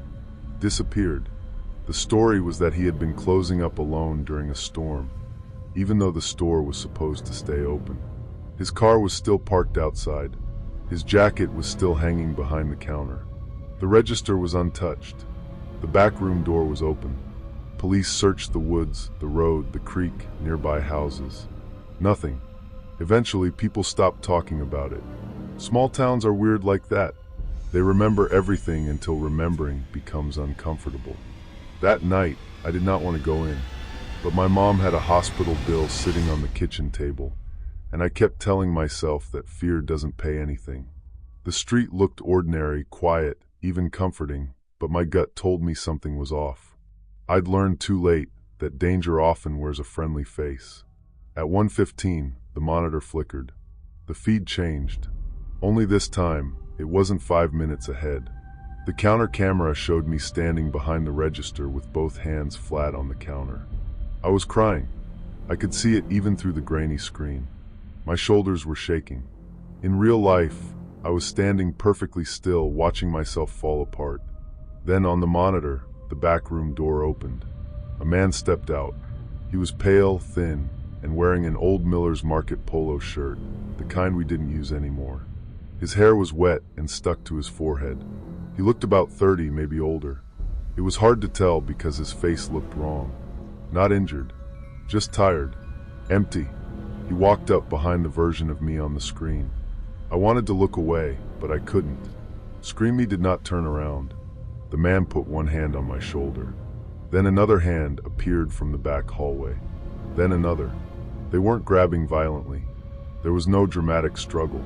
They just pulled me backward with this slow, patient force, like they had all the time in the world. On the monitor, I opened my mouth to scream. In real life, the backroom door clicked. I turned. It was still closed, but now I knew what was coming. I grabbed my phone and called 911. My hands were shaking so badly I almost dropped it. The dispatcher asked for the address. I gave it to her, then said there was someone in the building. "Are you safe right now?" "No," I said. "No, I don't think so." The monitor showed me being dragged into the back hallway. Then the feed on all 4 cameras cut to black. In the store, the lights flickered once. I heard a knock from the back room door. Soft, polite, like someone asking to be let in. I backed toward the front door, phone pressed to my ear. The door was locked. I hadn't locked it. I tried the deadbolt, but it wouldn't turn. I could feel my pulse in my ears, my hands trembling as I fumbled for the keys. Every second felt stretched, like time itself was conspiring against me. The knocking continued. 3 taps. A pause. 3 taps. Then a voice from behind the door said, "Daniel." It was my voice. Not similar. Mine. Flat and tired, and right on the other side of the door. "Don't run," it said. I dropped the keys. The dispatcher was still talking, but her voice sounded far away. I bent down to grab them, and that's when I saw something under the counter. A folded receipt. I didn't remember dropping it there. I picked it up with shaking fingers. Written on the back in messy pencil were 5 words. "It is not the future." The knocking stopped. The backroom door opened. Just an inch. Darkness pressed against the crack. Not normal darkness. The store was bright. The hallway light was on. But inside that room, there was nothing. No boxes. No shelves. No breaker panel. Just black space. And from inside it, I heard my own voice whisper again. I already tried the front. That's when I understood. The footage wasn't warning me about what would happen. It was showing me a version of the store where it already had. A version where I stayed. A version where I watched too long, waited too long, trusted the wrong door. And whatever was in that room had learned from him. From me. The front door wouldn't open because in that other store, I had tried the front. So I did the only thing I could think of. I ran at the window. Not the door. The window beside it. I grabbed the metal stool from behind the counter and swung it with everything I had. The first hit cracked the glass. The second hit made my shoulder scream with pain. The third hit broke through. The alarm went off instantly, loud enough to split my head. Cold air rushed in. I climbed onto the counter, kicking loose glass out with my shoes. Behind me, the back room door opened wider. I didn't look. That's the only reason I'm here. I really believe that, because every part of me wanted to look. Some stupid human instinct wanted to see what was coming for me. But I kept my eyes on the broken window and forced myself through. Glass cut my jacket and scraped my arm, but I fell onto the sidewalk outside. I hit hard. For a second, I couldn't breathe. Then I heard footsteps inside the store. Not running, walking. I crawled away from the window, then got to my feet and stumbled into the road, just as the police cruiser pulled up. The officer found me standing under the streetlight, bleeding from my arm, barefoot somehow because I'd lost one shoe in the window and kicked the other off without realizing it. I kept saying, "Don't go in the back room." He didn't listen. Of course he didn't. 2 more officers arrived, and they went inside with flashlights. I sat in the back of a cruiser with a blanket around my shoulders, watching them move through the aisles. They searched the whole store. They found no one. The back room was normal. Boxes. Mop buckets. Breaker panel. No dark space. No man in the old polo shirt. No other me. The security system had been wiped. Not damaged. Wiped. Every recording from that week was gone, except for one file from the counter camera. It was 12 seconds long. The police showed it to me at the station. It showed me standing behind the counter, staring up at the monitor. Then I turned my head toward the camera. But it wasn't me. I don't know how to explain that without sounding insane. It had my face, my clothes, my name tag, but the eyes were wrong. Calm, empty. It smiled slightly, then reached up and tapped the camera lens 3 times. Tap, tap, tap. Then the video ended. Mr. Miller closed the store for renovations 2 days later. A month after that, he sold the building. I never saw him again. The new owners turned it into a vape shop, but they only lasted 6 months. After that, it became a tax office, then nothing. The windows are boarded up now. I drove past it once last year, and even in broad daylight, I felt sick looking at the back corner of the building. There's still a security camera above the old front door. It isn't connected to anything. At least, I hope it isn't. I don't work nights anymore. I don't sit with my back to monitors. I don't like split-screen camera feeds in stores.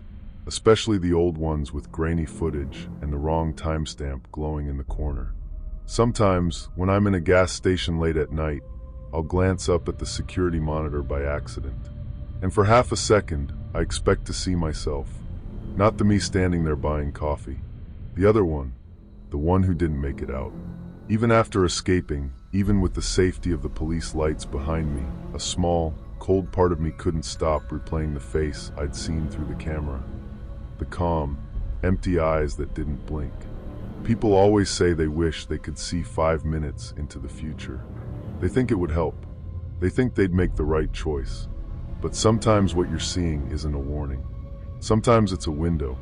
And sometimes the thing on the other side has already watched you fail. Story 10. Have you ever seen food sitting under a gas station heat lamp and felt sorry for it? I know that sounds stupid. I know it does. But that's the part one keep coming back to. Not the screaming. Not the police lights. Not even the fact that I lost almost 12 hours of my life and technically lived the same night more than once. I keep thinking about that one hot dog. The last one on the roller grill. Always turning. Always waiting. My name is Evan. I was 22 when this happened, and I was living in a small town in western Pennsylvania, about 40 minutes outside Pittsburgh. At the time, I was working nights at a convenience store called Miller's Stop and Go. It wasn't a big chain place. It was one of those older corner gas stations that somehow never closed, even though it looked like it should have gone out of business years ago. 2 pumps out front, cracked red and white tile inside, a coffee machine that sounded like it was dying, and a back room that always smelled like cardboard, mop water, and old cigarettes even though nobody had smoked in there for decades. I was taking online classes during the day and working from 10 at night to 6 in the morning. My mom didn't love it, but the job paid better than fast food, and most nights were boring. That was the thing. It was boring. Truckers came in for coffee. Cops grabbed energy drinks. Drunk college kids bought chips and tried to act sober. The same guy came in every night at 2:15 for scratch-off tickets and a Diet Mountain Dew. It felt safe in the way routine feels safe. Until the hot dog thing started. We had one of those roller grills near the front counter. Hot dogs, sausages, taquitos, stuff nobody should probably eat after midnight, but everyone does anyway. Every night before my shift ended, I had to throw away whatever didn't sell. That was part of the closing checklist, even though the store was technically 24 hours. Toss old food, wipe the grill, refill cups, count the drawer, mop the front. The first time I noticed it, it was around 5:40 in the morning. There was one hot dog left on the grill. It looked normal enough. A little shriveled, dark at the edges, slowly rolling under the orange lamp. I remembered selling the last 2 around 3 a.m. to some guy in a construction vest, so I figured I must have missed one. I used the tongs, dropped it into the trash, wiped the grill, and went to the back room to grab the mop bucket. When I came back, there was one hot dog on the grill. Same spot. Same dark crease along the side. Still turning. I just stood there for a second. You know how sometimes your brain refuses to panic because the thing in front of you is too small? Like it's not a person in your house. It's not a door opening by itself. It's just a hot dog. So I laughed. I actually laughed out loud and said, "Okay, I'm losing it." I threw that one away too. This time, I watched it hit the bottom of the trash bag. Then I looked back at the roller grill. Empty. I finished my shift and went home. The next night, it happened again. One hot dog left at 5:40. I threw it away. I turned around. It was back. I told my coworker Sandra about it when she came in for the morning shift. Sandra was in her 50s, had worked there forever, and treated everything like it was either a minor inconvenience or my fault. She didn't even look up from counting cigarettes. "You're probably forgetting to dump the warmer tray," she said. "There's no warmer tray." "Then you're probably tired." That was the end of that. I told myself she was right. Night shift does weird things to your head. After enough nights of fluorescent lights and black coffee, you start noticing patterns that aren't there. You hear the cooler fans like whispers. You see reflections move in the glass doors. You start feeling watched by cardboard cutouts advertising beer. So for a few nights, I ignored it, or tried to. But every night, no matter how many hot dogs sold, no matter how many I threw away, there was always one left. It was always the same one. I know how that sounds, but I swear it. The same split mark down the side. The same burned little spot near one end. The same way it rotated just a little slower than the others, like it was heavier. By the end of the second week, I started marking things down. I wrote the number of hot dogs I put on the grill at the start of the shift. I wrote how many sold. I even took pictures on my phone. One night, I put only 3 hot dogs on the grill. One sold to a trucker. One sold to a girl who came in crying after a fight with her boyfriend.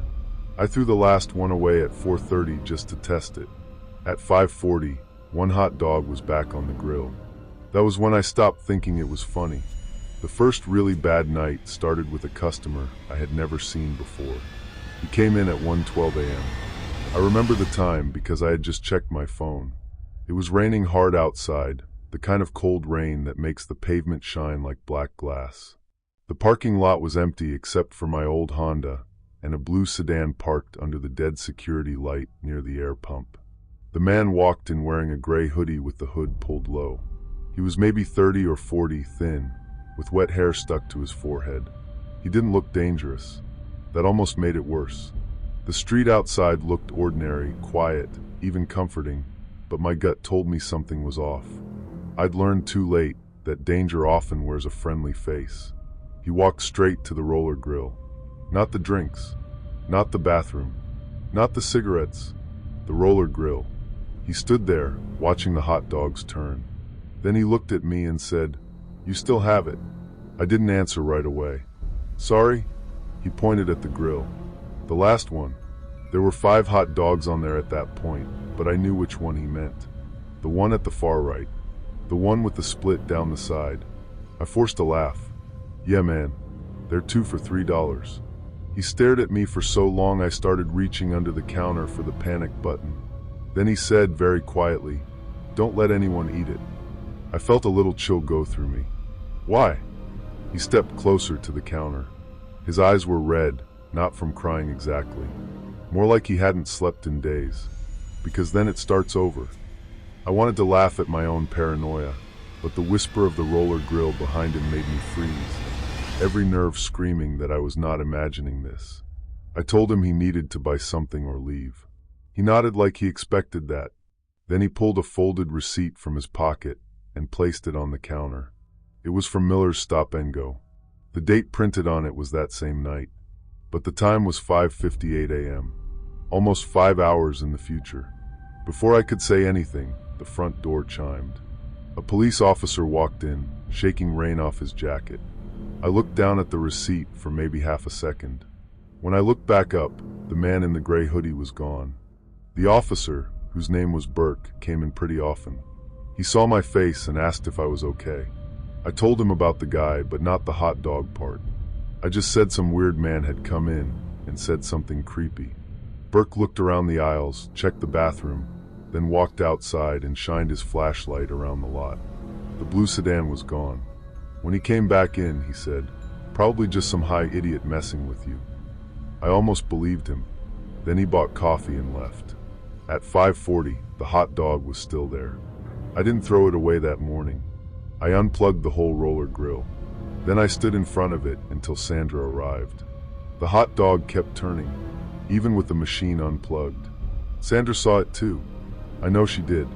Her face changed when she came behind the counter and noticed the cord hanging loose from the wall while the rollers moved by themselves.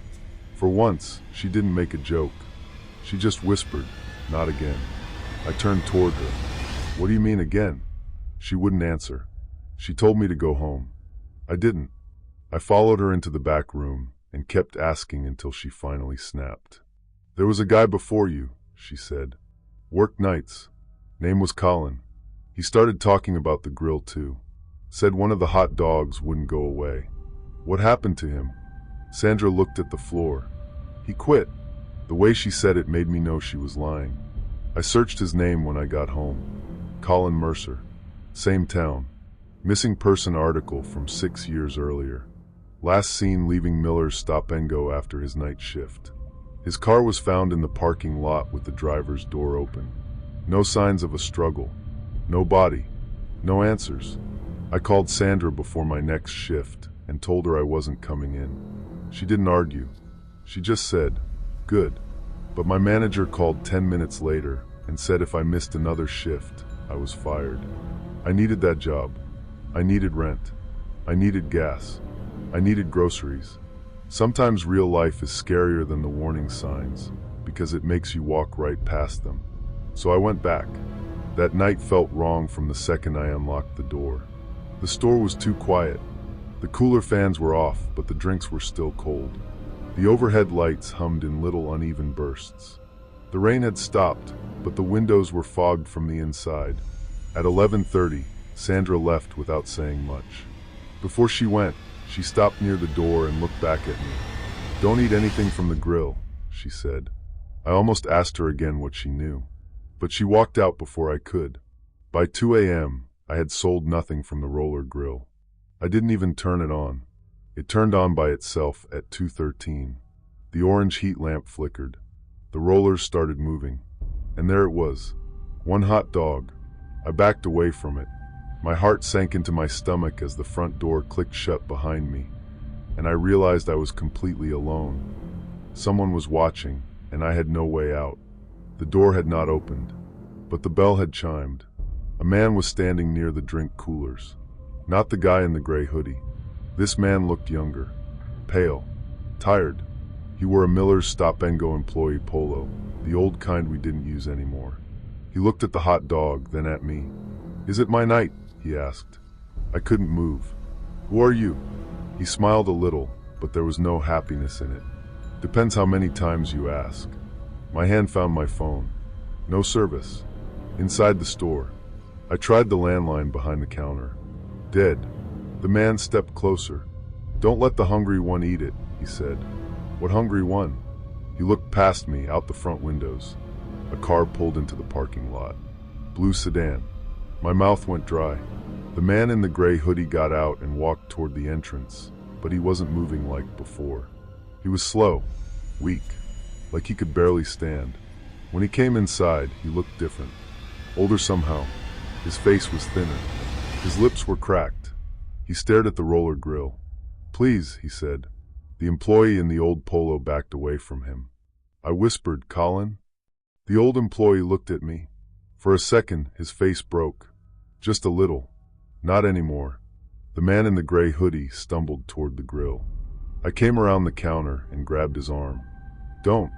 He shoved me hard enough that I hit the coffee station. Cups scattered everywhere. "I can't do it again," he said, crying now. "You don't understand. It burns through every night. Every night. It remembers everything." Colin shouted. "If he eats it, the store resets." The gray hoodie man turned on him. "You said that last time. And the time before that. And the time before that." Then he looked at me. "You want to know the truth? Someone has to take its place."